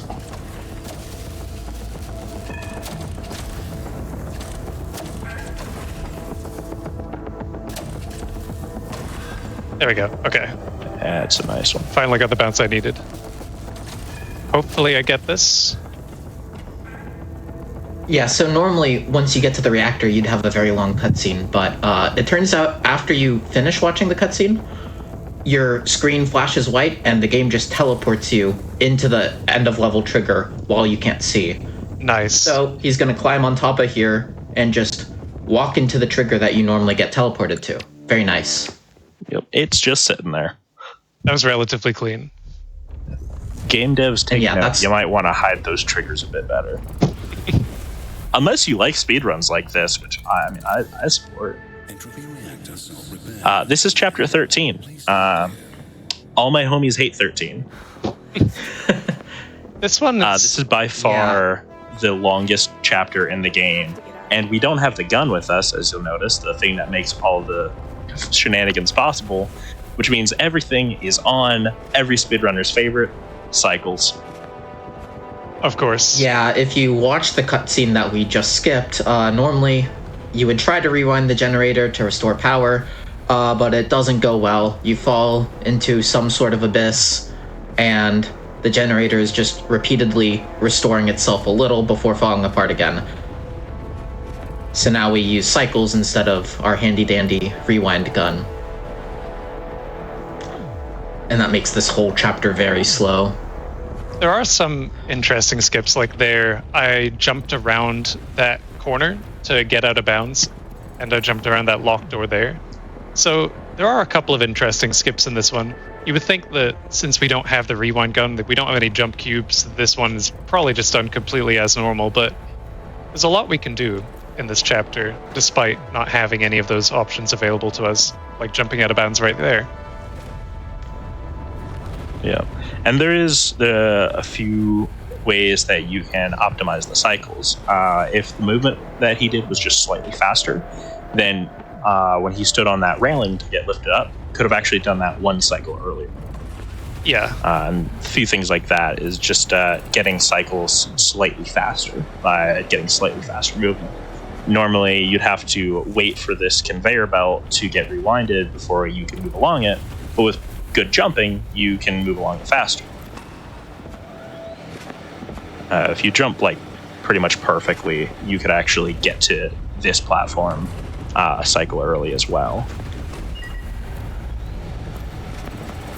Ooh, just got it. Yeah, there we go. And here, it's a little precise, but you can actually just stand on the edge of the conveyor belt to walk up it.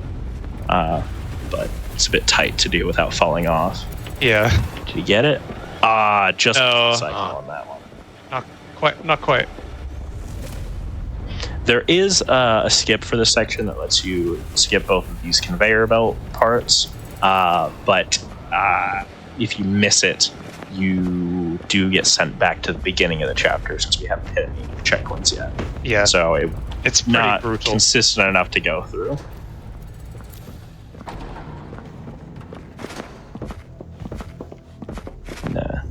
Normally we refer to chambers by numbers, but 13 doesn't have those, so this is Cataclysm Research. So that's what the sign says. With good movement, we can save a couple more cycles here. Normally, you have to go up these stairs that collapse, and there's a few safe spots. But by going around the edge here, and then catching this debris as it comes up, we can skip about 3 cycles if done fast. I'm just gonna wait here because I'm scared. Yeah, so we skip 2 cycles then there. If you can get up those stairs just fast enough, you can save the 3rd cycle. I wasn't super confident that I was going to be able to make that cycle, so I just wanted to wait there as a safety check. Yeah. I remember when I was looking for the 3 cycle skip there, it took me, I believe, about 45 minutes of trying to save the 3rd cycle my first time. Oh, wow. And then one of the No Major Glitches speedrunners, he tried it and got it in like 5 minutes, because it turns out that those stairs have like slightly janky collisions since they're meant to fall apart. And so like if you go on, I don't remember if it was the right or the left side, but if you go on like one side of the stairs, you get caught on the collision and it slows you down. But if you go on the other side, it's completely free. Yeah, there's a lot of weird stuff like that with this game. And now we're on the railings for a tiny... Oh, never mind. I thought he was going to jump across the railings, but... Yeah, I did say I was considering it, but I really didn't want to fall there. Yep. See, there's 2 ways that you can do this room here. I don't know which is faster. You can go along that railing like that, or you can set off the explosive cube and have the explosion launch you across the gap, which is technically faster, but it also hurts you, so you could really easily get killed by the bots. It's unfortunate. There, he quit to Putting the menu. out to that menu would have set up... Yeah.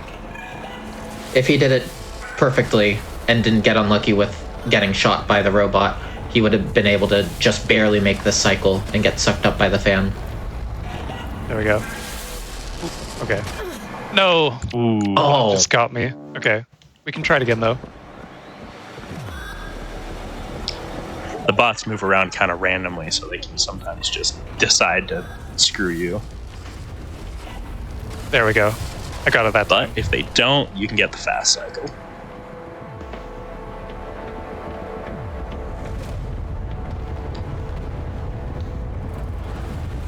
Just gotta wait for this fan to suck me up now.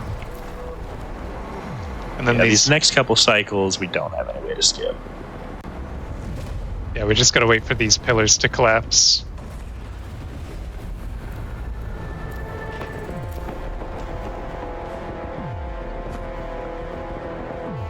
Just a matter of making sure we hit this. There's a... Oops. Oh, no. Okay. There's a surprisingly tight window to hitting these jumps, but it's not too bad once you've done it quite a few times. But when I first did my original playthrough, this is a part of the run that was really annoying, and that one we could just skip. You literally just hold left. It's trivial to do. Yeah, you can just barely go around that one and not need to wait for the timing. So now, here, at this bit, we would have just a little bit of lore. If you look at this computer, there's like some emails telling you kind of what's going on. And here, we would have a little bit of lore. If you look at the computers, there's these emails that tell you a little bit of what's going on. And here, there's a little bit of lore. Oh my If you look at the computers, there's some emails that tell you a little bit more about what's going on. You would.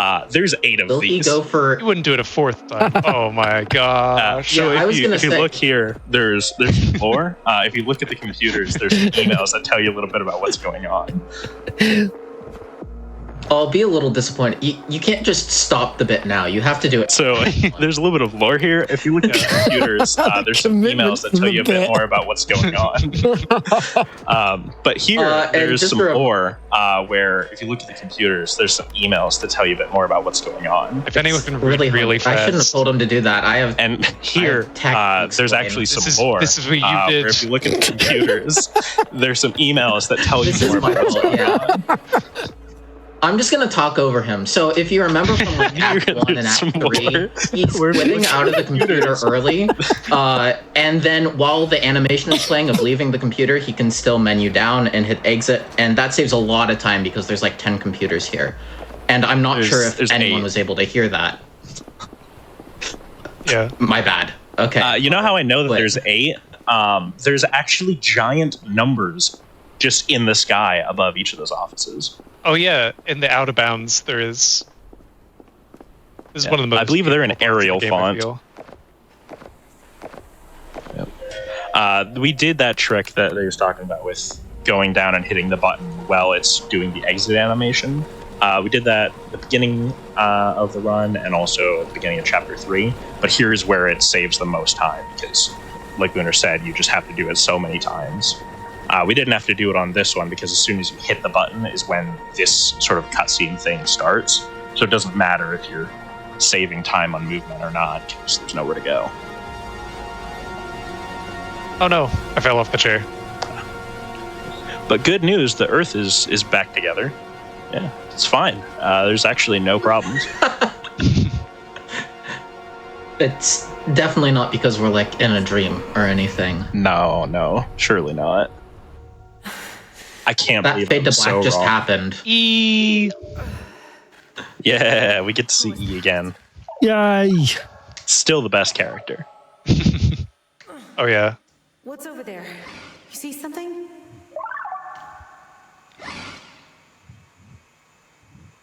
Is that Astra?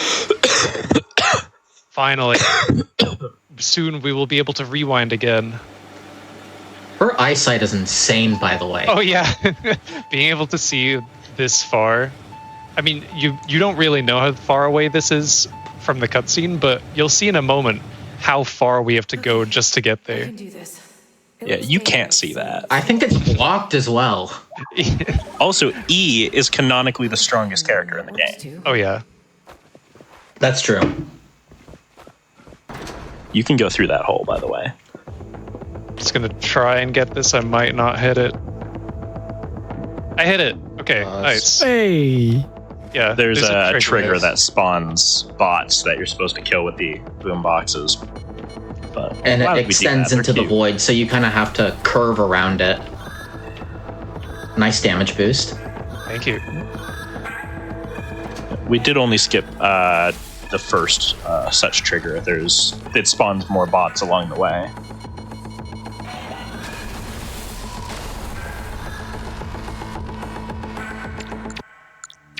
And then here we can just reset from this checkpoint. And if we do this small skip here, we should unload all the rest of the bots too. Just go around here. And now, there would normally be a bunch of other bots here, but thankfully we don't have to deal with those.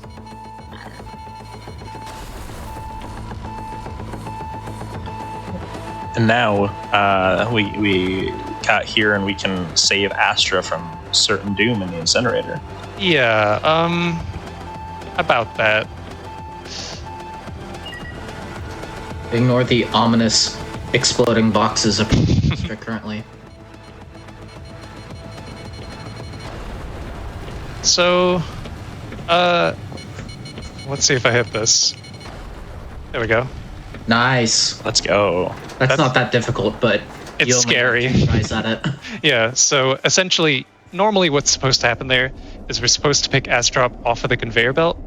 And we watch about a minute-long cutscene where we reunite. Oh, hey, there's Astra. We are. But, She caught up. From the main but doing that, like, little damage boost there, we just completely skip that cutscene. completing a few more puzzles. Got it. Down there, I discovered a lot. I started to remember. How interesting. Please elaborate. I don't think this is the first time we've been on this journey, Astra.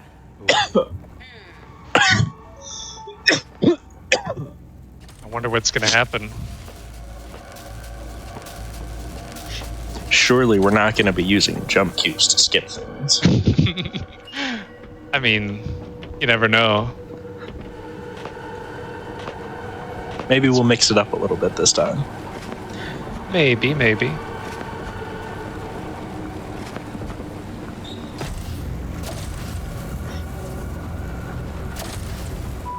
Nah. Or maybe not. The speed.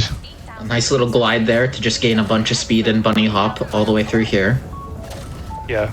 This jump cube, just like making this walk with the jump cube probably saves like about 5 to 10 seconds.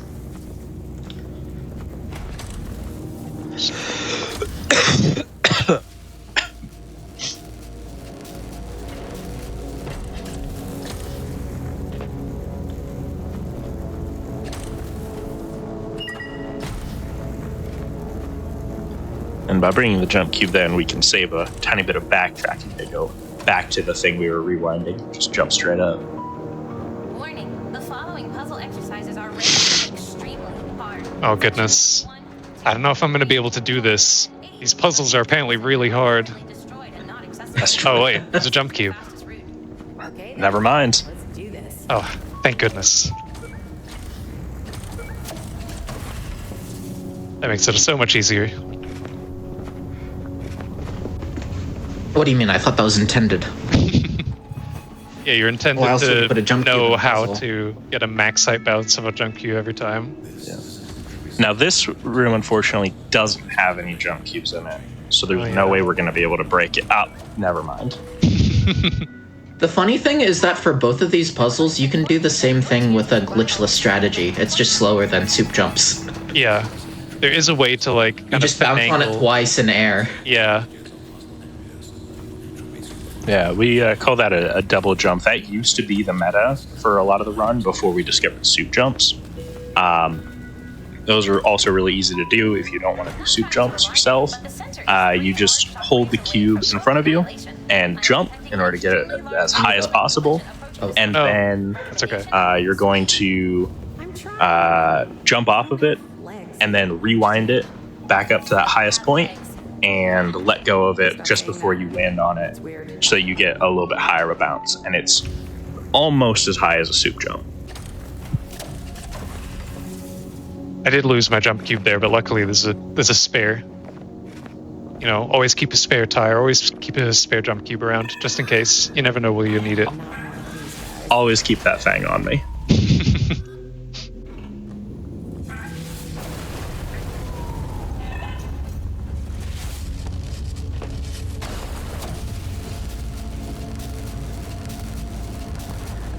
So with chapter 14, one thing that makes it really unique from the chapters that we've done up until now,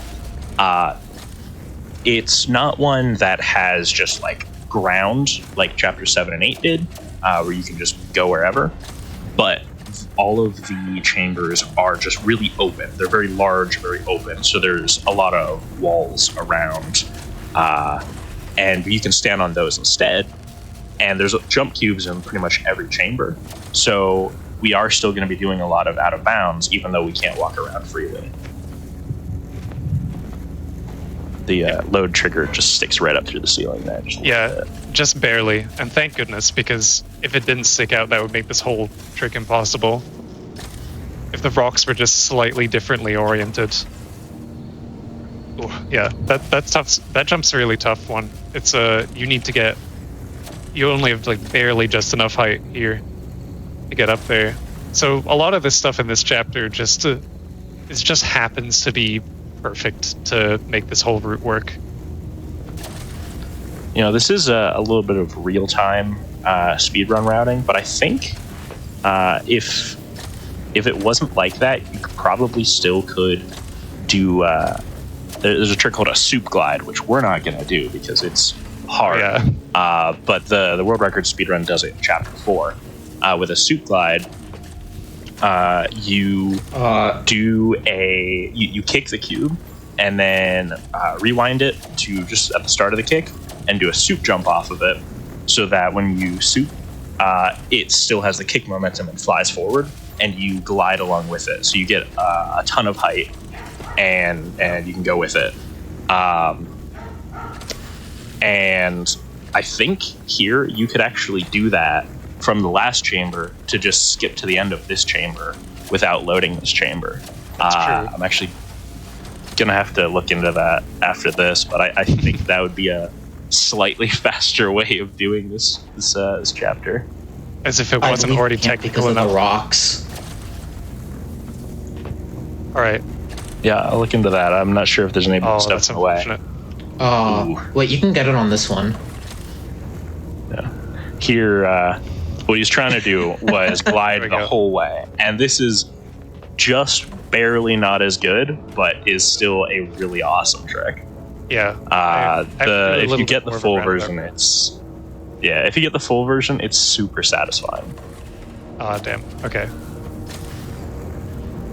I can just do this pseudo normal way. Well, I'm not supposed to have a jump cube here, but so this does make it a lot easier. So I can probably just go right up here.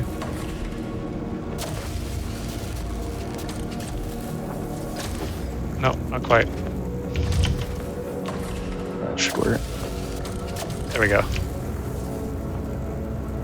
Oh no, not up there. Up here. There we go.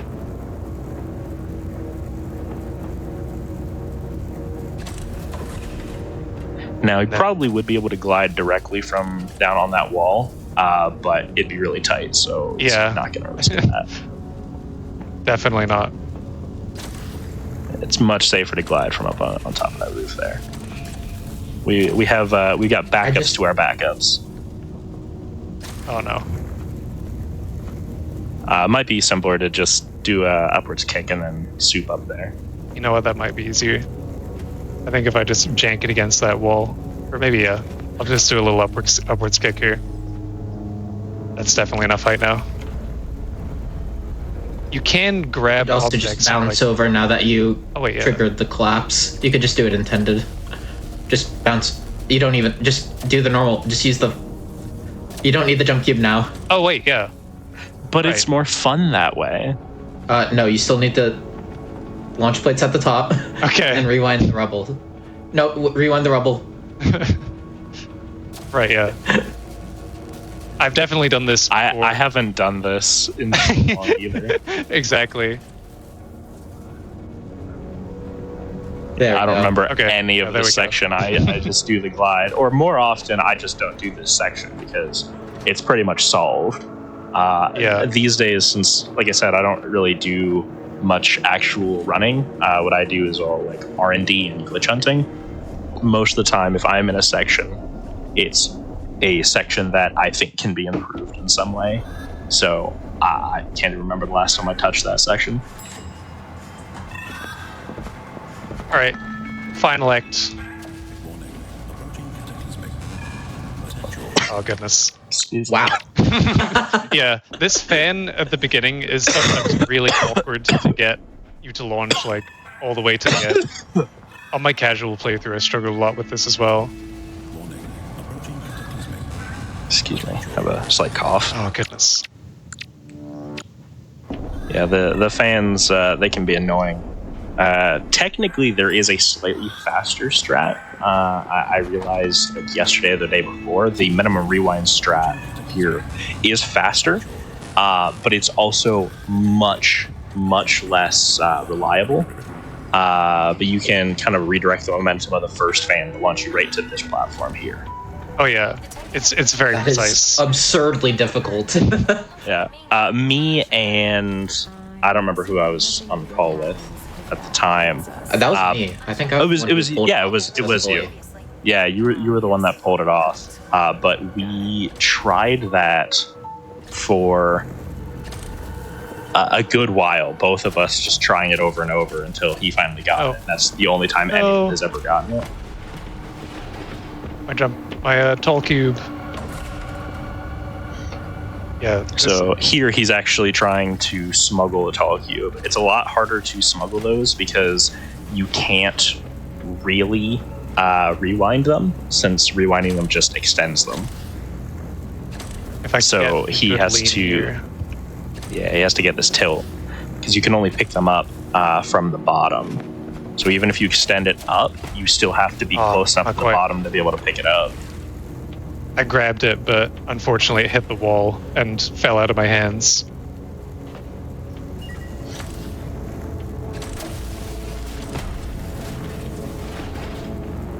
I actually don't remember what strat you're going for here. This just saves some time in the... Oh, goodness. This saves some time in the next I like chamber. to do this on higher... random, it might be easier on higher FPS. You know what? Let's see. This is like a, mythical, like a mythos of like, higher FPS helping. It's like when you try and blow in the cartridge. We don't know if it actually does anything sometimes, but it might be better. There's specific tricks I like to do on 70 instead of 60, and there's no justification for that. It just feels like it works better. Yeah. Even like, as far as we know, FPS doesn't affect like player physics. It's really just like objects and stuff. But if I'm like trying to get a certain trick to work that like I don't know if it's possible, I'll just start messing with my FPS. I'll try toggling VSync. Nice. Yesterday I was trying to get a trick in chapter 1 to work that I don't know if it's even possible. And I tried like every possible combination of video settings, and it didn't change anything, but it made me feel better. I also detect that the entropy device is almost You tried a trick in I didn't know there were tricks in chapter 1. There isn't. I was trying to make one. So for a bit of context for the viewers at home, in the demo of the game, it was actually possible to climb on some objects in the room where you meet Astra, and you could climb over the wall and then hit the button to do that whole like test at the beginning where it like shows you how the device Big works trick before it lets you incoming. access it. Oh yeah, I'll finish talking in a minute. It doesn't really matter. This is the reason why we don't run current patch. Yep. That's because of duping. We've got illegal cubes. Yeah, it's really, really easy trick to do. You just have use a jump cube because they're wider, but you just have it touch multiple transformers at the same time. And we've talked to Dan before about his policy on patching some of our glitches, and it's pretty much just like if it doesn't affect casual players, if they're unlikely to see it, then he's not going to bother patching it. So this was safe. We didn't expect him to change it, but the game now has a level editor, which another reason to buy the game. Hint, hint. You can make your own levels and play other people's levels. It's super cool. But that means that it is trivially easy to put two transformers inside of each other in the level editor, and then you just move a cube through it and it dupes automatically. So he did end up having to patch duping because it would do a lot of janky things. And therefore making it slower to do this chapter, especially on latest patch. But for the most part, the developer has been very accepting of us, and I think that's pretty much the only major glitch that's done in this run that can't actually be done on the current version of the game. So I think so, yeah. For the most part, everything you see here can be done on the newest version of the game, except for that one. Oh my goodness. These jump Except for cubes. soup jumps, those just got patched out 10 seconds ago. Oh wait, maybe I should... See, here it is again. I'm going to reduce my FPS, and now it's going to work instantly. Watch. Oh. Yeah, see, I just had to blow on the FPS meter a little bit. If it works, it works. Exactly. Analysis detect that this should be the last puzzle area.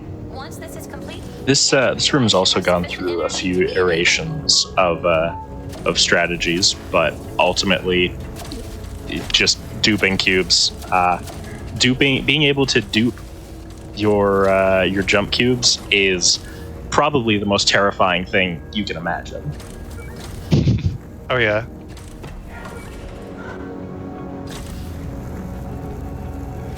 We can just have a whole army of jump cubes. Essentially just unlimited jump cubes.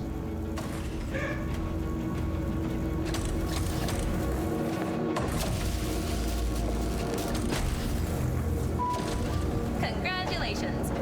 All right, and that was the last puzzle in the game. Puzzle operative back. Oh, that was really scary. So now he's going to have to smuggle this jump cube to the end to do another trick that's going to save a decent bit of time. So this is definitely a really scary part, because if he messes this up, then the trick is dead, and we're going to have to... Just going to try playing this super safe. In your world record run, you just go extremely fast through this section, and I can imagine that must have been terrifying. The real terrifying part was at the end of the section, I let go of my jump cube while it was inside of a robot, and it flew off into space, which I didn't know could happen. I spent 40 seconds looking for it, thinking I had lost the run. Oh no! Oh, that's not good.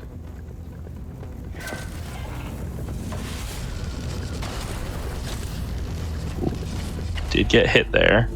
Careful you don't die. Yep. Goodbye. A fun little bit of trivia. Off to the right, there's a room there with like a door and a button that doesn't do anything. Just like a couple random puzzle elements. They don't do anything, and like most casual players wouldn't notice that they're there. I don't know why they're there. Yeah, we in our Discord server, we've essentially like seen pretty much every single thing that there is to see in this game, whether it's inbounds or out. Yeah, being able to fly and see like all the hitboxes and everything means we've pretty much in-game data mined this whole thing. Okay, yeah, got it. There's a little And there you cutscene skipped skip a there. little bot ambush.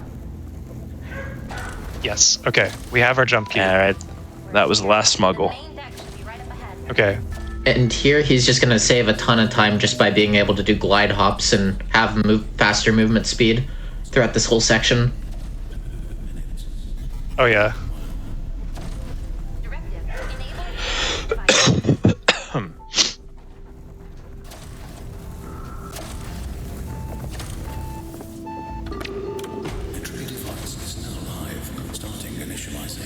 All right, so now we're gonna random- find the Earth. Yeah. Random, don't go for the launch glide. Yeah. I'll just hold Now W. that it's spinning, you could get And because the it's device is spinning, you broken. could get hit by the. Yeah.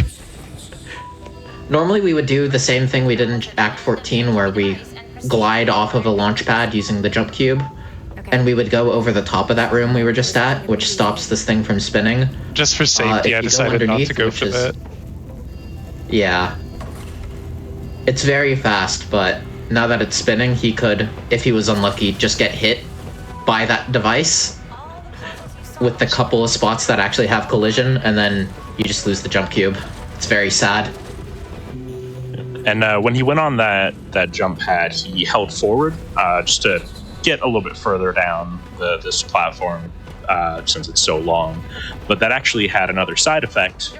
Normally, as you're walking towards here, the platform is slowly tilting up as it like aims towards the Earth. But that would make it so that you can't really glide because you're at a much steeper angle. And it would also make it so that every time you are freezing the cube, there's a chance that it gets stuck and the platform moves out from under it. So it's a lot safer. This is going to look really scary here, but I promise I know what I'm doing. And he died, man. Yeah, so But he Hey. lived. there's actually a little tiny trigger there that, again, skips you straight to the end of the level, skipping quite a long cutscene. That's the secret final instance of the hidden exit cutscene trigger skip. That's the secret, like a jump cube ending, where we jump into the sea with our jump cube. And then we just It's let the- the Earth the die reason that- instead of saving it. The reason that trigger is there is the same as Act 12. Normally you would watch a cutscene, your vision flashes white, and during that flash you get teleported into the end of level trigger, and you move on to Act 16. And that is why it is so important to get those last couple of smuggles, because that cutscene is a couple minutes. It's also really emotional and touching. You might have cried, so it's a good thing we skipped it. If Now you want to it's see in the the real epilogue. cutscene, then you gotta buy the game. We're only giving you a taste of what's possible. Exactly. Yeah, this is the epilogue. It mirrors the beginning. We tried to rewind time. It didn't And work. now we are on rails. We've hit the final trigger, and now it doesn't matter what we do. The ending of the run is set. So that's pretty much it. So, Yep. yeah. If you want, we can still break the game one more time, though. We can't. In a second here, we're actually going to start moving really quickly to the right. Well, we do that if you move to the left and jump, then we're actually not moving. The player's not moving on their own. They're just in a box that's moving, and you can just clip out of the box and fall into the void. I'll see if I can get it. The activating the credits is not tied to any sort of trigger that we're going to hit in the where we're supposed to be moving. It's already on a timer from the trigger that started us moving, so we can do whatever we want and we'll be fine. Right about now. Yeah. There we go. And you can stand on the earth there, but he did not. That's got collision. We can just fall into the void This here. is the alternate ending where you break free of the endless cycle. Yeah, this is the true ending. You'd start. Normally, you'd go back to the beginning of the game. It'd be a nice callback, and then you have to redo all of it because you're in an endless loop. Hidden Easter egg. This was intended, actually. This is totally. actually the depression ending where Arya gets tired of going through the same cycle over and over and decides to just jump. So yeah, whilst this ending is playing out, I want to give a few shout-outs. Thank you to pretty much everyone who's speedrun this game. This is... We don't have a massive community. There's probably about a couple dozen people who've done it. Test Fallout, who was pretty much my rival back when the Entropy Centre was new, and it was just me and him doing runs back and forth against each other. Airhead, Angry Chipmunk Spooner, Aaron, all of the people who've made discoveries. And time should be coming up. Time. Woo! And shout outs to Yay. Daniel Stubbington. Oh yeah, shout out to the dev, who Daniel. making this. Go play Voidbreaker. Yeah, his most recent game. It's very different from this one, but it's a lot of fun. Yeah, so that's pretty much all there is to the run. That's pretty much all I have to say. Thank you very much for having me on the show. The run was a little bit all over the place, but we stuck through it. We managed to get to the end. And we only cheated once. Only once. No, pretend that didn't happen.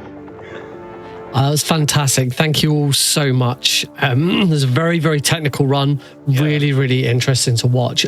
Just before you go, let the folks who are watching know where they can find you.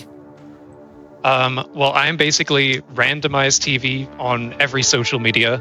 It's randomized with an S, not a Z, because I'm British and that's how we spell it over here. You can find me on Twitch, YouTube, Blue Sky, pretty much anything. Sometimes I do speedruns on Twitch. Go give me a follow, maybe, if you're cool. Do you guys want to shout out your socials or anything? Go ahead. Sure. I'll give mine. I'm just Angry Chipmunks. You can find me on YouTube or Twitch, where I occasionally do runs when I have time. Play Entropy Centre and another puzzle game called Quantum Conundrum for the most part. Main place you can find me is on YouTube at Erroneous Miller. It's just Aaron EOUS. I mostly just post little clips of me finding glitches and things in whatever game I'm currently playing. Also, I'm on Discord.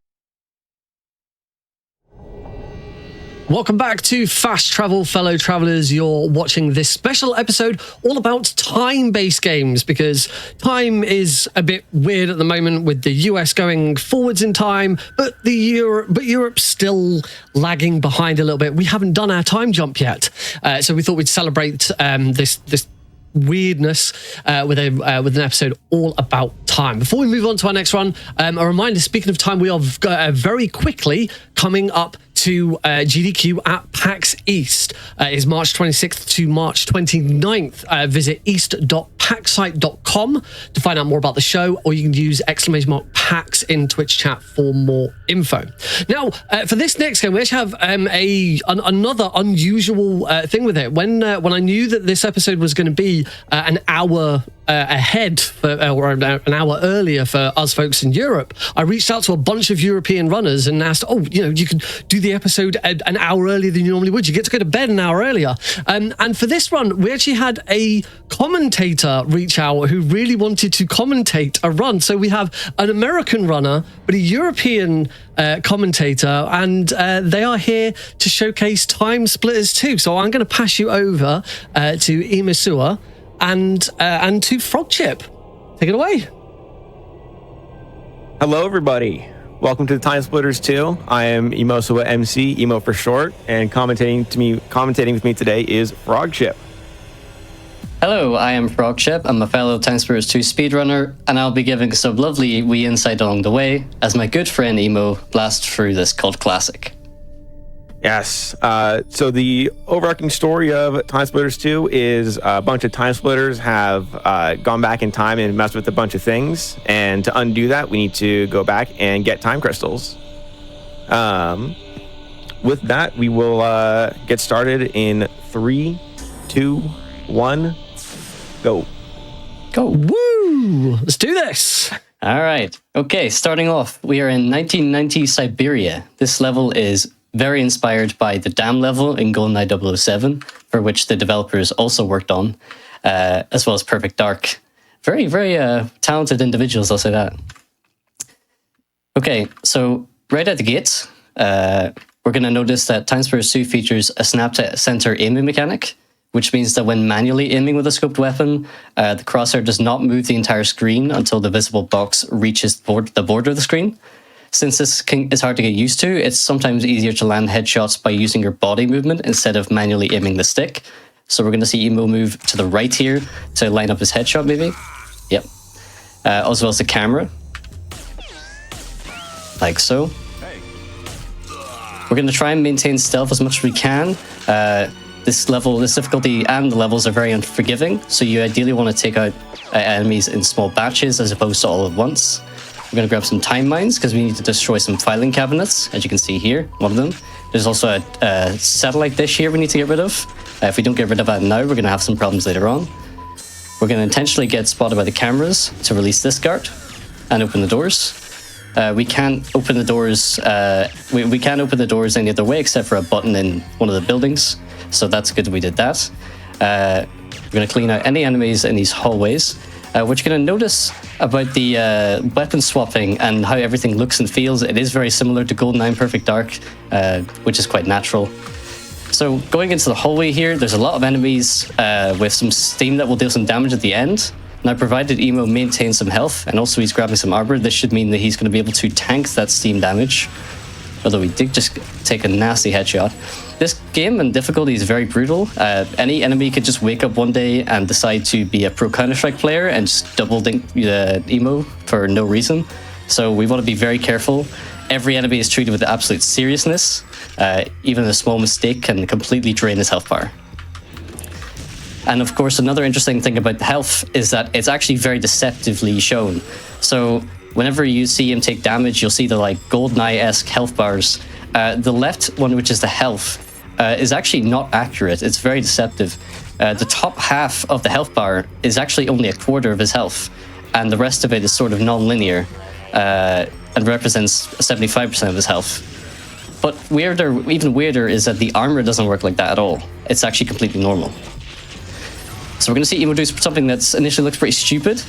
He's going to blow himself up, like so. Oh, unlucky Emo. So usually you can blow up those time mines. Yep, you can shoot them to blow up. But it seems like it's just a random thing with the time mines. Sometimes they let you shoot them, sometimes they don't. So we're restarting the checkpoint here to get rid of all the previous enemies and to make the run easier. We're going to blow up those filing cabinets. Again, important objective. Only on hard difficulty though. With hard difficulty, they like to add in extra little tasks you have to do. You can do them on the other difficulties, but you're not required to do so. So we're going to destroy these sentry turrets. Try not to get rinsed. And now we're opening the door to the mine shaft. And we're heading towards this little door here. There's a little sentry turret here you can use to kill the guy in here, but we're just going to use a grenade. Zombies in this game are very weird. They take about 30 shots to the body, but 1 shot to the head. They just have like hidden Kevlar. So Emo's going to aim specifically for the head here. Like so. This game's got loads of little weird things and quirks that are very interesting about it, and you only really figure out after you speedrun it for this long, and we're very aware of those. We're going to grab a fire extinguisher because in case he gets burned later on.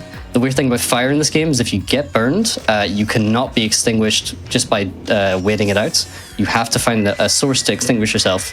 Either a fire extinguisher, or in this level there's actually showers you can use. So we're going to grab some armor there. That's because we have time to burn, because this container over here is not risen yet. Then we're going to blow that up. It's got a little time splitter in it. I don't know what they were trying to cook up in Siberia. They don't really, they don't explain a whole lot, but I think that's cooler because it leads it up to mystery. And as you can see, those zombies specifically are called mutants. We need to kill 5 of those in the level. They have some weird behavior with spawning, and they can also be burning like that, which is not nice. Again, if you get burnt, you're kind of in trouble if you didn't get a fire extinguisher, which Emo was safe enough to get. These enemies here can target you, or they can target the zombies. Some of them are specifically set to target you, and some are towards zombies. Emo's going to try and limit this mutant, who's trying very hard to live. And there should be one just outside here that spawns, like so. And this guy is on a wee adventure, I see. Doesn't even bother to shoot Emo. Yeah, he's not really that much of a threat. Yeah, I think he's targeting some zombie in the facility. There we go. And notably this time, I did not miss the satellite dish, and I did not soft lock the level, so we're already got a leg up. Yeah, Emo's had a bit of history with GDQ runs and having a complete meltdown in Siberia. For once, it's looking very, very nice, and very little can go wrong really here, unless he has a bit of an accident on the helicopter fight, which is coming up here. He has plenty of ammo as well. You did not kill the enemy, Emo, I don't think. I killed him. You did? Okay. Oh yeah. We're going to shoot the helicopter here to deal as much damage as we can before it comes up. Now, what's interesting about bosses in this game is that they all have head hitboxes, including a helicopter. So he's going to aim specifically for the rotors, which is going to kill it way faster than it ordinarily would. And there we go. That's the first level down. I felt good. Very fast game. Yeah, very clean. Awesome. Honestly. Oh man.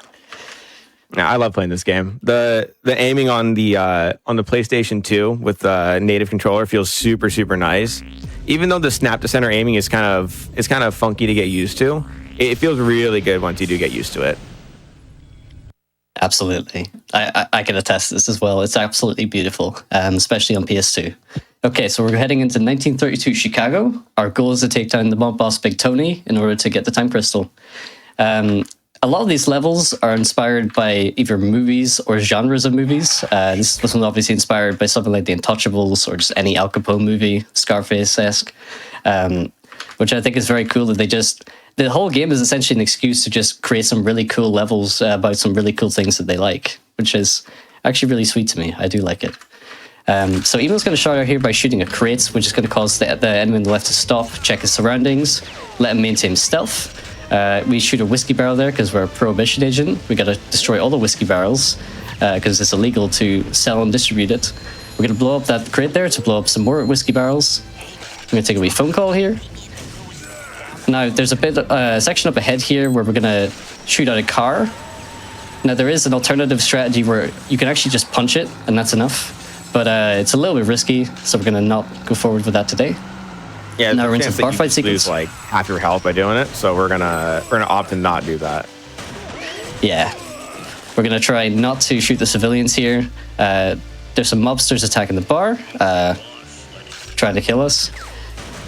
As well, I think also trying to punish the civilians. I think some of them target the civilians, some of them don't. Looks like there's trouble. We're not looking at him right now, but this is Marco. He's an informant. You'd think for someone that's wanted by the mob, you'd think that he would go a little bit faster to the next location, but he really just goes like an absolute snail's pace because he's such a cool guy, of course. And that means that we're going to have to protect him. There are plenty of people that are out to get him. They do not target the player, they only target Marco. We're going to look away from the spawn so we can initiate the spawn here. Very nice. We're just double check that whiskey barrel is drained. Grab some armor, grab some ammo. Now that we're at this section, we've got access to it. We've got a lot of ammo for a Tommy gun, which is going to be very useful later on. It's one of the best guns, I think, in this part of the game. We've got some free time, again, because Marco's so slow. So we're going to clear out this next section, heading up to the apartment. Drain another whiskey barrel there. And then we're going to clear out the last enemies that are covering him. Like so. And then he was going to shoot Marco so that he can get past him. And he actually did not get stuck. It's very common for people to get stuck there. I've had it happen many times in my runs. It feels pretty random. You can either go left or right. So this is the apartment. We're going to try and maintain stealth as best we can. I think as long as you headshot them, you will maintain stealth, like so. Even if you use like a loud weapon, like a Tommy gun. These guys don't seem to have ears. Then we're going to shoot some TNT in there. Blow that up and grab our Tesco club card. And it's going to let us access to Tony's nightclub. Which we're going to use to take him down. Now this... the apartment, unfortunately, is quite surrounded. There are many snipers and many people outside. However, Emo is just going to ignore all of them and walk straight past and just shoot this guy here, who likes to walk towards you sometimes. Sometimes he stays away. Very strange. I'm going to clear out some enemies. In the individual level run, you would keep some of these guys alive to let you boost, or to let them boost you, because this section is a bit slow here.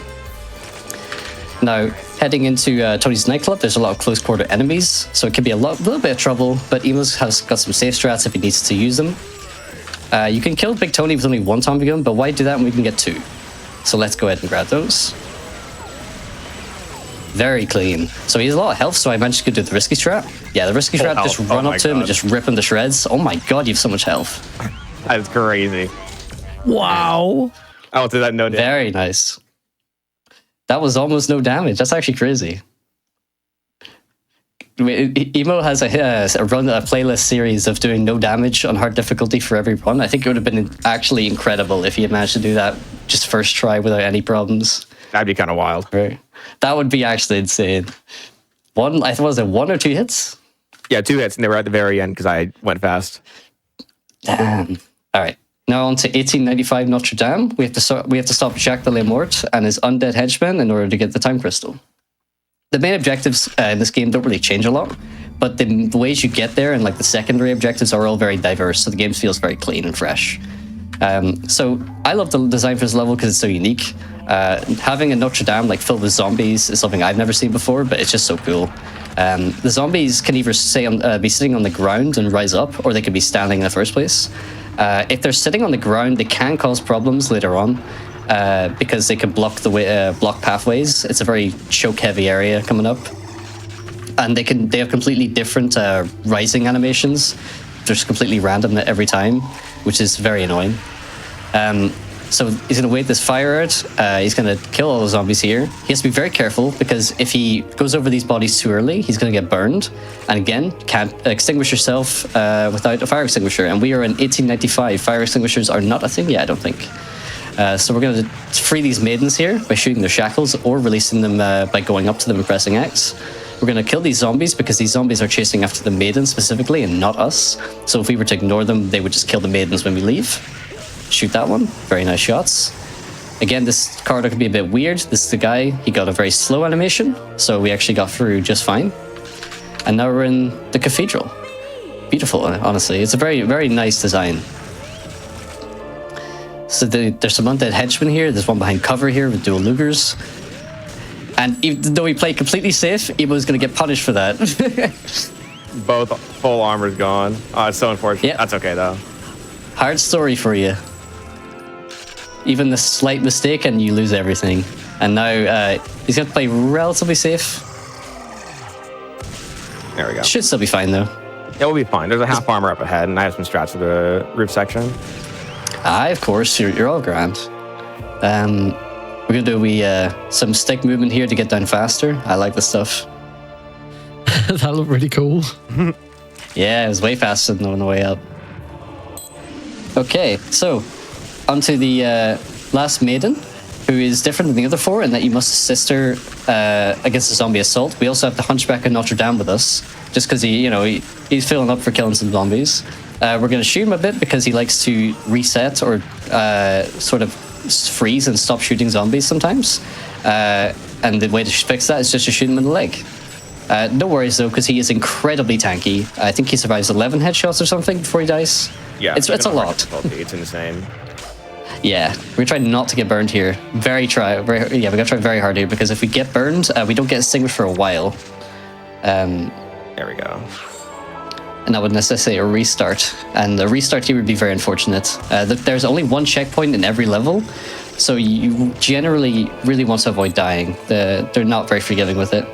But there's a charm to that, though, in fairness. Okay. So here we go, the Portal Demon. This is, I think, a regular enemy upscaled. There's something weird about this guy, but he shoots a bunch of stuff, but if you just kind of move forward and backwards, he changes animations, so he doesn't end up doing anything. We're going to see that when he picks up a pistol, he gets all of his ammo back for some reason, just the way they worked it out. So we now have full ammo going into the rooftop. The rooftop sequence is one of my favorite parts of the game. It's got loads of enemies and lots of health, and like waves of enemies, so you can do it really fast, and it's really cool. Emo might have to play a bit safe here, depending on how this goes. Yeah, we're gonna have to see him play a bit more safe. He doesn't need to actually spawn all the enemies at once. He can spawn a group and then kill them, which makes things a lot handier. Plus, we got a Scourge Splitter and the man of the hour himself, the final boss, Jack de la Mort. The thing about final bosses that are humans in this game is that you can just stagger them for a while, if need be. So on their own, they're actually quite harmless. And there we go. Beautifully done. Would have been a lot better if I didn't lose literally all of my health to one dude in the staircase. But that's okay. I mean, like, you still would have had troubles in the rooftop there, because you can't really rush that if you don't get it perfect. Yeah, you gotta like land every shot, and if you miss a couple, you gotta slow it down a little bit. Yeah. All right, 2280, Return to Planet X, which is a reference to the first game where there's a Planet X. We have to escape it while 2 enemy alien races are at war, and of course, as always, Nick the Time Crystal. So, we start this level off with a sci-fi handgun, which is a burst shot weapon, which has a unique trait of bouncing off walls. And while that's not terribly useful right now, it's going to be very, very handy for the second last level in the game, Robot Factory. Where you see the projectile speed isn't the fastest on the sci-fi handgun, but the weapon we're going to get very soon has a much better projectile speed, and it's going to be very necessary for the upcoming boatload of enemies that will show up. Drop down here, grab some armor. They don't really give you any health pickups in this game. There's very few exceptions, but there is plenty of armor everywhere, so it makes up for it. Okay, so this is the beach section.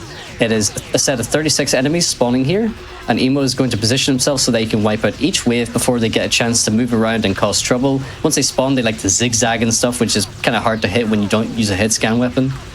The plasma auto rifle, though, is very good, unlike the one we had earlier, so Emo should be okay to handle these enemies, though it can go pear-shaped very quickly, like if someone removes all of your armor, like that. Might be cut. Yeah, so now it's kind of gotten. It's kind of gotten out of hand. You can kill them as soon as they spawn in, but it's very difficult. This section is very troublesome. Okay. Looking fine though. Apart from a very minor time loss, you should be fine, because armor can get you through the rest of this level. Pretty fine, I'd say. Not even close. Yeah, so I think it's a good time to point out just how much of this run is out of Emo's control. Like, anyone can just sort of wake up and decide that they want to kill someone and just hit him in the head and ruin all his armor, or instantly crouch is another one you'll see that can completely mess you over. It's like they're very smart, the AI, actually, in a lot of ways. They have some cool rules as well they can do that we might see. There are no pushovers, especially in hard. Okay, so as you saw before, some Egypt has crashed his UFO, probably drunk on the job, and now Emo is going to fight off the waves of aliens trying to assault it. There are sets of 4 enemies, but this is far easier than the last assault because they are all very close to each other and much handier to control. We're going to see him really just focus on spawn killing them as much as he can. Like so. But though, again, if you miss a wave, if you miss a spatch of them, they can really get out of hand. They don't stop spawning. even if you haven't finished one wave. So now we're going to try and enter this UFO, and we're going to do it using a visual cue.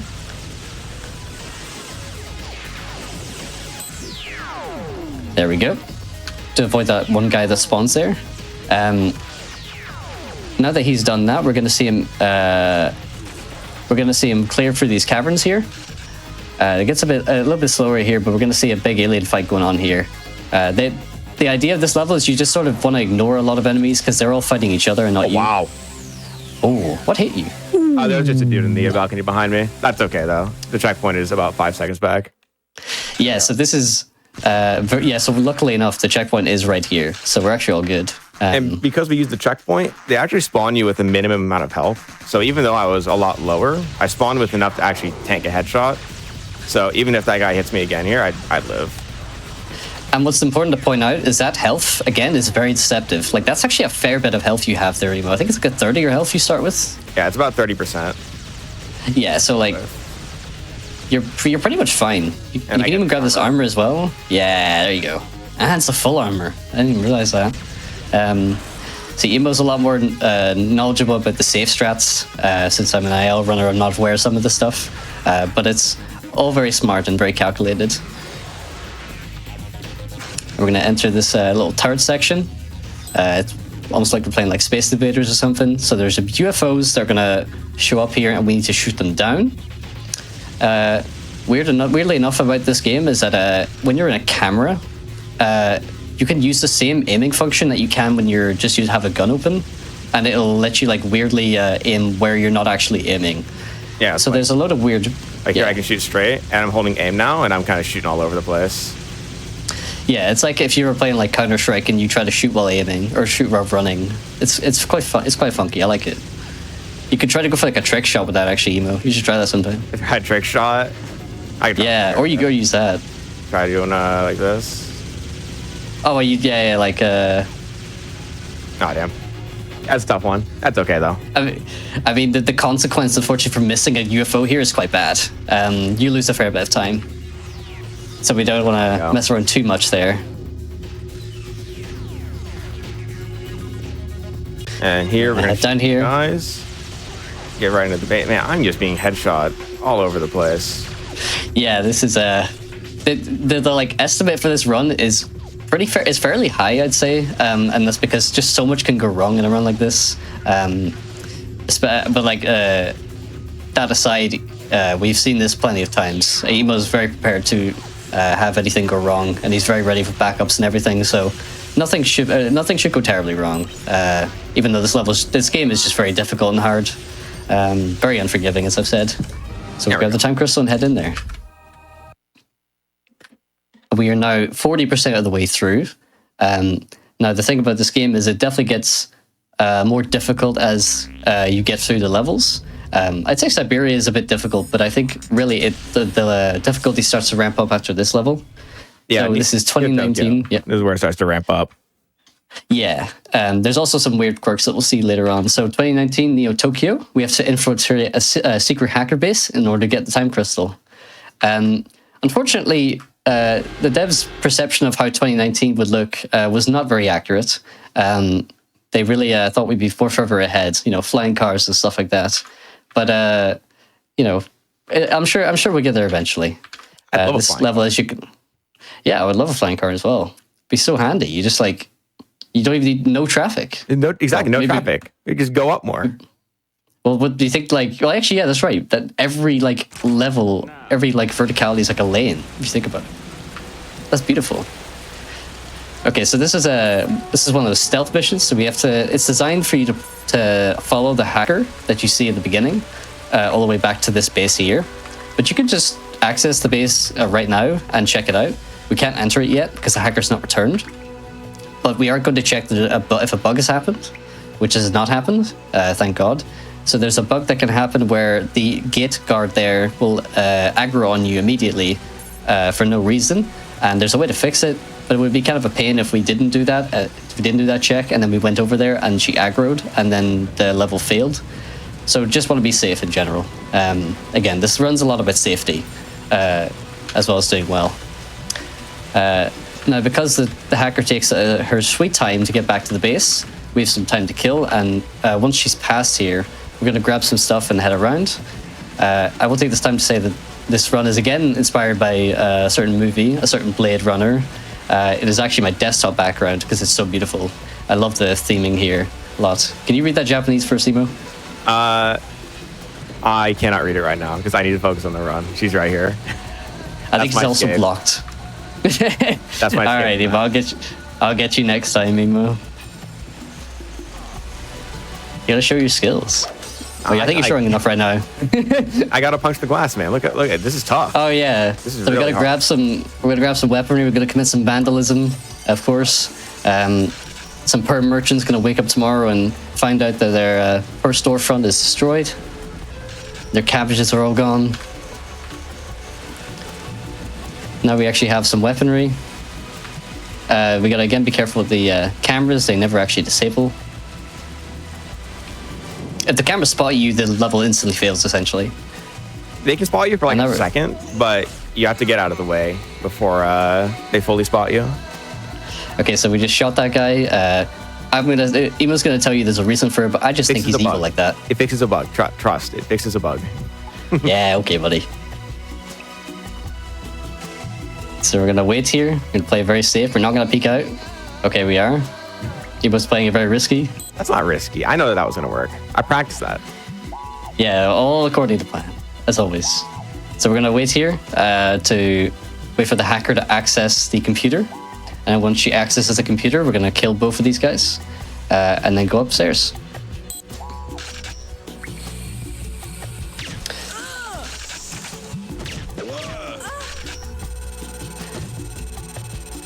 And because we did fast enough, the door was actually open. We didn't have to input a password or anything, which we otherwise would have had to. Now we're gonna kill those guys, and we're gonna grab one of my favorite guns of the game, which is the machine gun. This thing shoots incredibly fast. The only problem with it is that the ammo is sort of hard to get. People only drop 16 bullets when they drop it, and it shoots fast enough that you sort of run out of ammo quite quickly. So we're gonna have to see Emo be a little bit conservative with the ammo. We're gonna turn that switch off there, and then we're gonna try and leave the base. So leaving the base is a bit tricky. These fights will be very close quarters, and Emo can have his health disappear very fast if he even messes up slightly, which is quite a theme in this game, on hard difficulty at least. Okay, all good. One more on the right. Very planned out, very all just go according to plan, very procedured. There's gonna be a guy that throws a grenade for some reason, then clean out the rest of these, and we're looking very good. Very clean. And now that he's out of the base, he's still got some ammo, which is great, because there's a cool looking hacker boss up ahead called Sadako, or however you say her name. She's very easy though, you just kind of stagger her and then blow her up in the head. There is a cool Easter egg, but Emo is obsessed with going faster right now, so he's not going to show that. And he also got enough health, so he's all good. But there's an Easter egg where you head down a hallway, and there's an old man who will give you full health, and then say some cool stuff like control your rage and focus your energy. It's very cool. Exactly. I do like it. We focused it to getting to the end. Yeah, and it's one of the only few health pickups in this game. I think it's only 2 actually in the game in story that you can get. In story, it is the only time your health can go up is through that man, and then later on in Robot Factory, there's one spot where you can gain health. Yeah, not very nice for this, but they're very generous with the armor, so it's all good. Yeah, the armors are very generous. So 1853, Wild West. We have to kill the Colonel to save Little Prospect, and once again get the time crystal. Now this is the point of the run where difficulty definitely ramps up a bit. The revolver in this level deals a ton of damage and only takes 2 body shots to down most enemies. This guy takes 3. If you see him, he takes 3. This means that Emo is also going to take more damage as well, though, which is not what you want to hear. It's very punishing, this game already, so having them equipped with a high damage weapon is always concerning. We're going to see him take an interesting line here to take down this wanted poster. There are 7 wanted posters in the level. You don't actually have to take them down in normal or easy, but you do have to do that for hard. It's one of those weird things, like the filing cabinets from earlier. And they're placed in very weird spots as well, like that. We're going to see him break Ramona out of jail. He's going to use gunpowder as well as a crate packed with explosives. This took me so long to figure out when I was playing this casually. It's not very intuitive, but it is very cool. And there's a nice cool explosion happens. Bang. There we go. We're also going to go back and grab this wanted poster. And because he had to shoot the painting there because it has glass, and he would cut himself in the glass if he didn't shoot it. And now we're approaching the hallway sequence. There's a lot of enemies, and they all peek out of cover to shoot the player. So it's best to eliminate as many of them as you can before moving forward. We're going to ignore a lot of... we're going to shoot... we're going to grab some armor here, and then, again, this run is a lot about safety. The checkpoints are too unforgiving to play risky. We're going to shoot this woman in the leg so that we can get past her. Also saving her. And then we're going to ignore a lot of these enemies. He has a lot of health, he can tank the shots, and also they won't really follow you. I'm going to kill this guy to grab dual revolvers, which are very effective. Then we're going to bait this guy out by peeking and unpeeking. Like so. And now we've grabbed all the wanted posters. It's time to confront the Colonel. He's an old fellow with some dual revolvers and a lot of health. And we're going to do a little bit of cheese to make this a bit handier. So Ibo is going to hug this wall behind him without looking at the Colonel. The Colonel is essentially right behind him right now. And he's going to hug this wall to avoid looking at him so that he does not initiate his part of the boss fight where he runs towards his house and pulls a lever. Or he pulls the whistle, I think. Yeah, it blows a whistle and it spawns like 5 sets of enemies, and it gets pretty hairy. Yeah, so if you were to do this conventionally, you're going to have to deal with the Colonel as well as a bunch of enemies in an unfavorable position. It's very unsafe. It's very risky. So you ideally want to push this little crate full of explosives here before you confront the Colonel. We're going to push this along the railroad all the way to the end. Again, not looking at him, but we might look at him on the as we push it up here. There we go. You can see him running.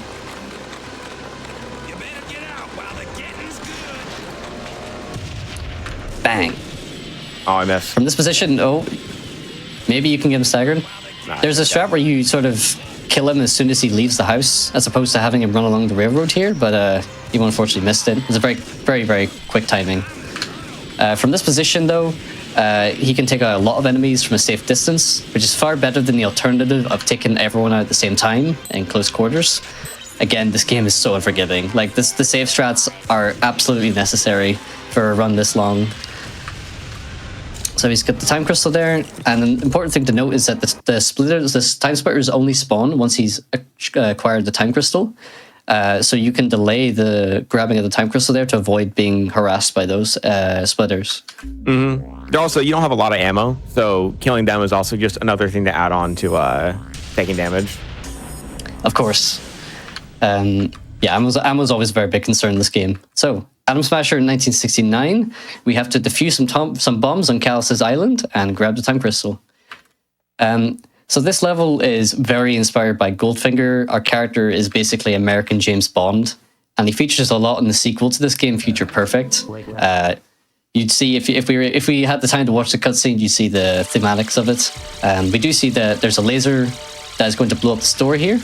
It takes a second though. We're going to hit up the store, and because it takes like a couple seconds to open, we're going to disable these cameras in the meantime. This is going to avoid us being spotted by and then aggroing the guards. There's 2 paths we can take here. We're going to take this path so that we can save this first scientist. In this level, there are 5 bombs we have to defuse, but only the scientists in this level can defuse them and not the player. And weirdly enough, the scientists only defuse the bomb they're assigned to. So you basically need to take down all the enemies that are protecting the scientists. And you can see there's a timer in the top right. If we don't defuse the bombs by that point, they will blow up and kill us. So we're going to take this very stealthily, ideally just because the alternative is fighting them all at once. Again, you want to save as much health as you can. It does not recover. There we go. That enemy takes a lot of body shots to kill, but staggering and then hit him with a headshot is a very smart idea. So this is the hallway of death, as we call it. There's just so many enemies and they all have so much health, and you can't do that the trick I just told you about here because there's so many of them. You don't have time. However, Emo's cleared it very nicely. He's going to shoot the camera on that sentry so it is disabled. He's going to grab a fire extinguisher, even though you didn't see it. It was on the right there. Because he needs to extinguish some scientists. He's going to grab some remote mines, which are very useful for the rest of the run. Blowing up groups of enemies in Spence crates. Okay, we're all good. They were lighting each other back on fire. Stuff like that can happen. There's one thing I think that can completely ruin your run, but I've never seen it in a while. So the scientists, you only need to save one of them. You can actually let one of them burn to death, which is funny. You don't even need to like protect him. Only one of them needs to defuse it. So we're going to see Emo clear out this section. He's going to try and expose himself to only one enemy at a time, because otherwise it's very, very scary.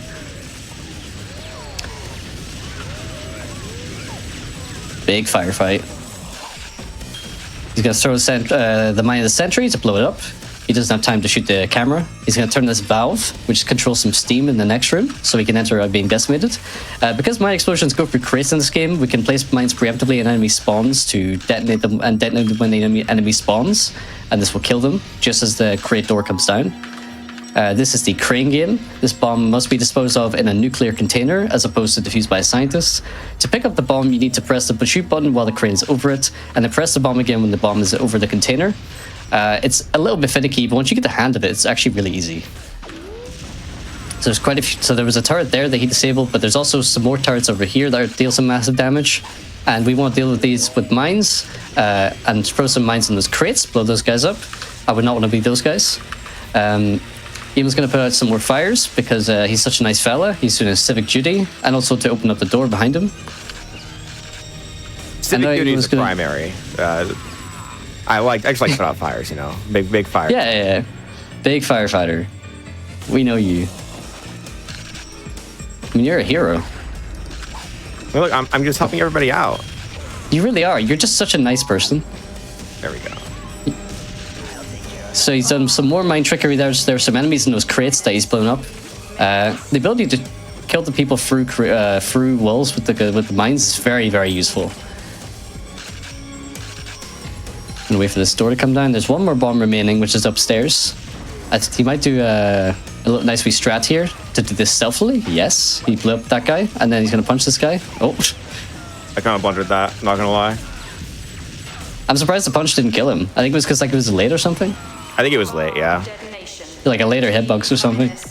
That's weird.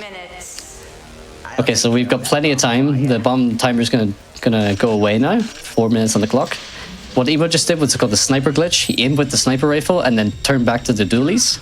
This prevents him from having any knockback at all, which is very useful because there's a guy shooting at him right now who actually would have shot him off there. He's in through this door. Now, he didn't turn off the sprinklers, so there is some fire here, but he's going to hug the right wall to avoid taking any damage. We're going to turn off some lasers that are preventing us from getting to the main part of the level, the final part, with Kalos. We have to pull 3 levers to turn on the reactor to complete the objective, while killing Kalos and the Timesplitters. And we're going to see Emo do some very nice tricks here. He's going to again use some mines. These are going to be placed right where the splitters are going to spawn after Kalos dies. And now we're going to turn around and kill him. Again, a solo enemy is not really much of a problem. I don't know where the time crystal is, but I'm sure Emo knows. Right, yeah, there it is. The time crystal can spawn, I think, completely randomly around the boss. There's not really a set location. Sometimes it spawns really nicely, sometimes it doesn't. Sometimes it spawns super far back, and that can be a problem. Mm-hmm. But all handy enough. That is one of those. Random. Yeah, it must be. So that was one of the most notorious levels on hard difficulty, and he's just cleaned it in about 4 minutes, I'd say. A little more than 4 minutes, I would say, maybe like 4.5. Close enough. I'll give myself enough credit there. Yeah. All right. On to Aztec ruins. This is in 1920. We discover a lost Aztec civilization and fight for the time crystal. This is an Indiana Jones-inspired level, again with the movies. This is a very difficult one. There's a variety of mechanics that are only featured in this level, like a pillar rotating puzzle, where you rotate some pillars, and a face puzzle, where you shoot some faces. Very in the theme of the movie it's inspired on, I think. So we're going to pick up the crossbow here, because the crossbow does more damage than the pistol. We're going to light our crossbow on fire here because there is a wood golem that's going to beat us up if we don't. We're going to light him on fire there. Fire beats grass. And we're going to clean out some more enemies. And now onto the pillar puzzle. So basically this is a simple matching puzzle with 6 pillars having 4 symbols each. All of the symbols must match the pillar across from it to complete the puzzle. This puzzle is different every time you start the level, but we discovered that no matter the RNG, each pillar will have to be turned at least once. So Emo always starts with turning the pillars at least one time, then completes the puzzle as he sees fit. We also had to dodge some monkeys with exploding watermelons there. I mean, the imagination on the devs was just off the charts with that one. And that's not the last we'll see of them. That guy actually apparently throws watermelons. Oh, he does. You're right, Emo. He would have hit me with that. Get that guy in the NBA, man. He's crazy with it. Okay, now we just we unlocked access to the next section. As you see, a big doors open up. I'm gonna clear out as many of these as we can. Maybe use that guy for boosts and this guy for boosts. No hits. We're gonna dodge to the right there to dodge that guy's shot because we know he's coming. And then we're gonna enter into the very cool part of this level, which is like the Aztec temple. I know nothing with the history, but it is a very cool looking level. I'm gonna pull that down so you can open a secret door. We'll take some boosts here, maybe. Maybe you can grab some crazy. armor. They're missing every shot. That is actually crazy. I called the boost and not a single one hit. Wow. That is obscene. Yeah, actually, like you've actually had like, I mean, Chicago, you might have been easy mode, man. Like, what was going on there? Funny enough, easy mode would stop the level very soon. So these golems, the way they work is that you want to trick them into falling on the trapdoors, which is in front of Emo right now. He's gonna beat him here, and then he's gonna actually the worst circumstances ever. So the golems can randomly decide to stomp the ground, and this will waste time. So he got stunned by a exploding watermelon, and then also like stomped the ground. So he wasted even more time. Okay, handy enough. So he's killed all the stone golems. Does the door opening show on the camera, or is it?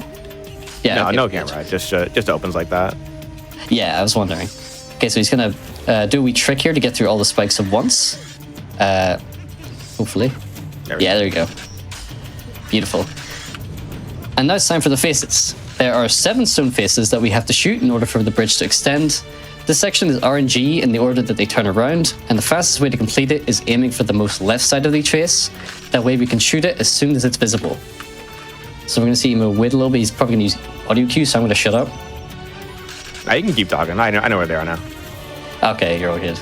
I mean, it's not like you're on your world record pace, but I mean, you're doing. I think you're doing very well right now. Like, I'd say we're going to be pretty well below the estimate, provided no other big incidents happen. We got to be Robot Factory first. This is true. I mean, Robot Factory is a monster, but you also do have the world record for that level, and you're very experienced in it. So I think you'll be fine. Hey, they gave us a sniper rifle, but I chose to not use it. What was that? What was the trick you told me about last night with this bridge? Oh yeah, it doesn't. This bridge does not start moving until you look at it. So if you don't look at this bridge, you'll just be stuck here forever. Implying that, I guess we would just maybe somebody is just looking the other way for some reason. Okay, so we can't see it right now, but there's a boulder chasing us. In case you didn't know what this was inspired by. Bang. I guess it would insta kill you. I've never been hit by it in my entire life. It is insane amounts of damage. Okay, so these are some more golems. This time we don't have any trapdoors, but we do have an explosive grenade launcher, which I'm sure the Aztecs had back in reality. Emo does this thing where he lights himself on fire at the end of the level. Just so we can hear them scream. Sounds good. I'm melting. Okay, all so far so good again, but I meant it when I said that the levels get harder as we go. This though might be the hardest level in the game. Personally, I always struggle with this level, and Emo is very good at it. But even then, and so much can go wrong, and so much is out of your control. So this might not be a first try, but I have full faith in you, Emo. You're a very bold individual. You'll have bold.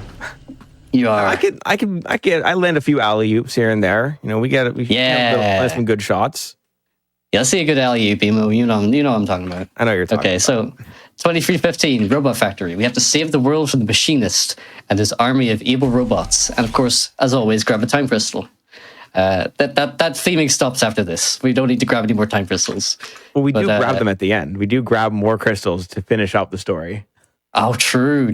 You're right. Okay, so this is by far the most chaotic level. Lots to look out for. The game actually gives you double the amount of health and tons of armor pickups to offset the insane amount of damage you take from the literal boatload of enemies in this level. What's worse is that there are enemies that take a lot. Oh my, that's a lot of health gone. Okay. That being said, though, deceptive as always. The health bar is very deceptive. Like he still has, I think, 2/3 of your health. Yeah.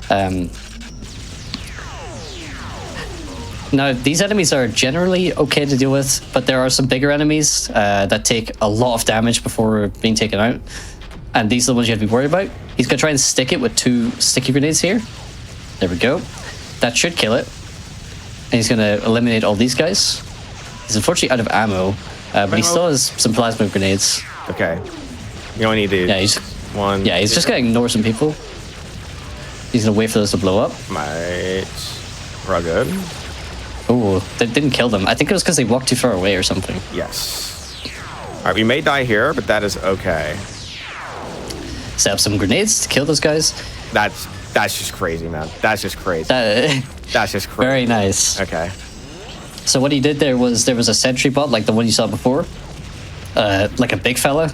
He ran completely around him and used him for a boost.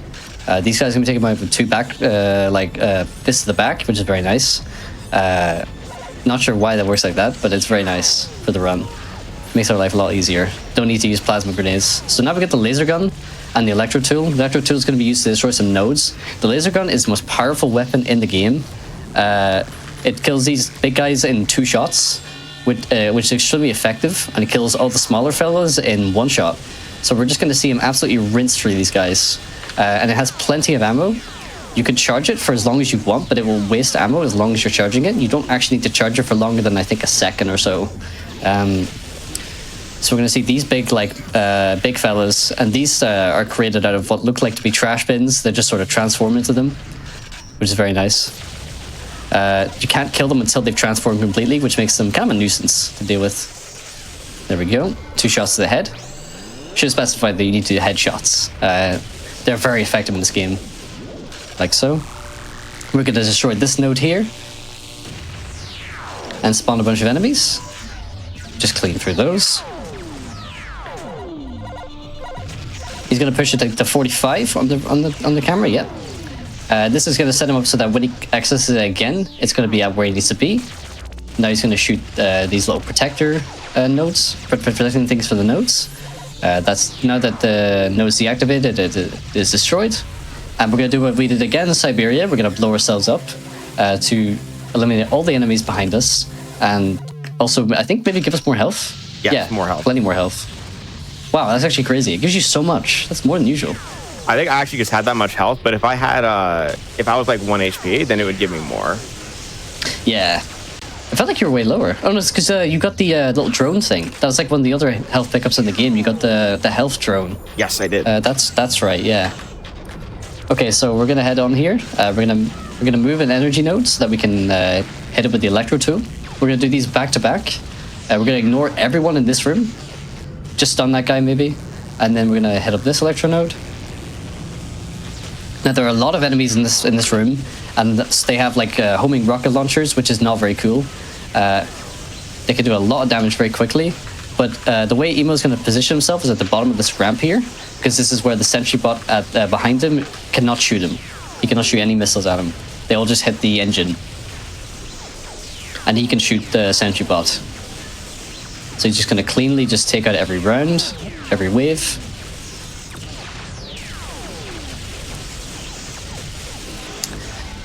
There really is a lot of spawns on this one. Okay, I think we're done. Yes. Oh, there's one more. No, Was it? no, there's one more. There it is. I think it's... Now we're yeah, good. there you go. Yeah. Health. Now, if Emo didn't have as much health, he would have grabbed some armor, but he does actually have plenty, so we're going to see a bit of time save there. So this is the machinist, this is the boss. This is where the Cypher handgun shows an immense amount of use. He's going to shoot it inside the machine and use the bouncing bullets to do a ton of damage. And and that's going to kill it instantly. He has taken a fair bit of damage, but again, health is very deceptive. That is actually a lot of health left, to be honest. He's going to survive the rest of this just fine, I think. Yeah, it's about half. Yeah, it's crazy how deceptive it is, really. I've said that like 50 times. It just amazes me. So now we're going to queue for the portal here. No one has any time really to do anything, especially if he plays it safe. What is that guy doing there? He walked through the wall. What? He walked through the wall. He could do that? Yeah, they just walk through the wall. Don't worry about it. Oh my god, I've never seen that one before. Well, usually you finish the level. Usually you're supposed to kill all of them and not have them get to the end. But if you're not looking at the AI in this game, they just go straight through all walls. They don't care. Damn. All right. Well, that's fine then. Okay, finally, on to the last level, 2401 Space Station.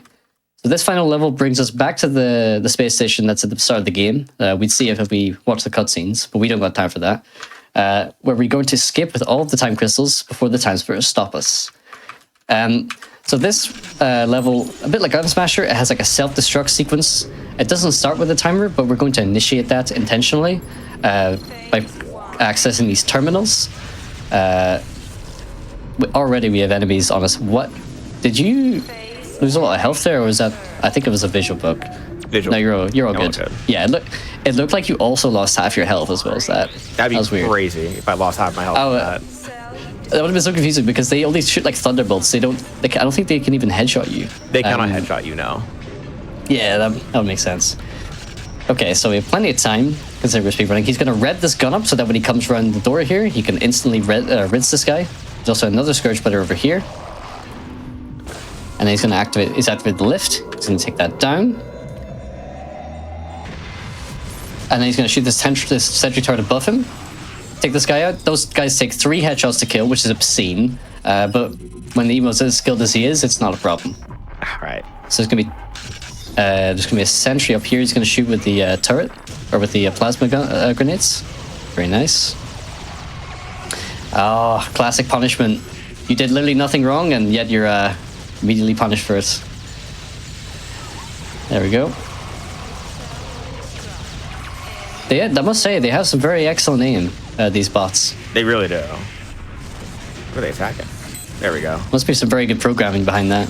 Yes. And we are... As a programmer myself, I'm impressed. Alright, so we're entering this airlock. We're going to go outside. We have an environment suit. We have on us right now, so that we don't, suffocate because of lack of oxygen. We're going to access this turret sequence. There's an interesting thing about these turrets. So they essentially shoot 2 different types of bullets. They either shoot those non-hit scan projectiles that you see there, that are like the auto rifle from before, or they will shoot a hit scan singular shot, just like a bullet. There really are just so many weird quirks with this game, and there's many more if you play the arcade, which is very fun as well. Honestly, this game is just so fun to play for the first time and unlock everything. It's a game where, you know, there's no paid DLCs or anything. You just kind of access everything by playing the game and doing challenges and stuff. Very old school like that.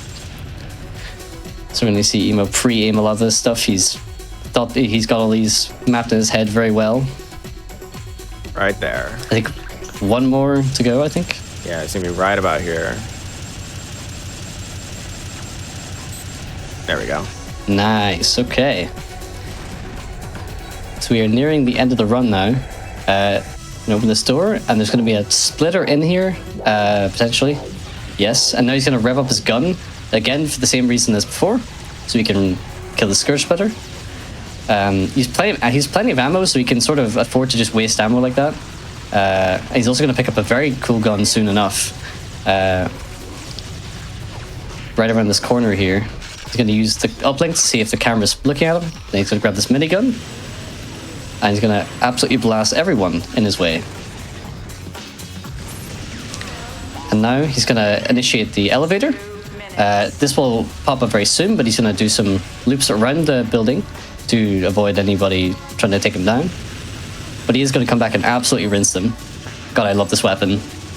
The fact that you can have it like revved permanently and then it just immediately shoots is just lovely. And now the elevator, I believe, has come up. We're not actually going to get on immediately. Emo's going to wait a little bit. He's going to do a little strategy to save time. He's going to go on top of the elevator on that little platform thingy. There we go. And he's going to count down in order to drop down at the right moment. Yes. 4th light here. On the 5th light, we drop a little bit after the bottom. 5 and drop. There it is. Very nice. And that is time. Time right there. Look at that. Bang. Wow, that was so clean. That was really good. Wow, that was actually really good. The only unplanned death was in Planet X. Yeah, I mean, like, this game can be so unforgiving, so to have it all just go right is really nice. Like, it was such a minor death as well, which you had with, like, the checkpoint being so close. Mm-hmm. It's just really well done. Very impressed, Emo. Yeah, thank you all for watching the run. You know, if you want to catch me doing speedruns when I am streaming, it's at twitch.tv/emosoMC. There's a great Timesplitters speedrun community that we all hang out in. You know, come hang out with us. And Project, you want to shout anything out? I guess I'll shout out the Irish melee scene because they're lovely people, and you should check them out if you're from Ireland. Very welcoming scene, especially to the LGBTQ plus community. I also like to shout out the Timesplitters speedrunning scene as well. Some very lovely people in there. We've all come a long way. Emo's worked very hard on this run. Shout outs to him. Check out all of his YouTube stuff if you haven't already. It's absolutely lovely. He's got some very interesting like runs and strategies. Just absolute class act of a fella, and I appreciate him. I appreciate that very much. Fantastic. Those last couple of levels are so intense with so many enemies. You made it look so easy. Well done. 53:29 is the final time on the clock.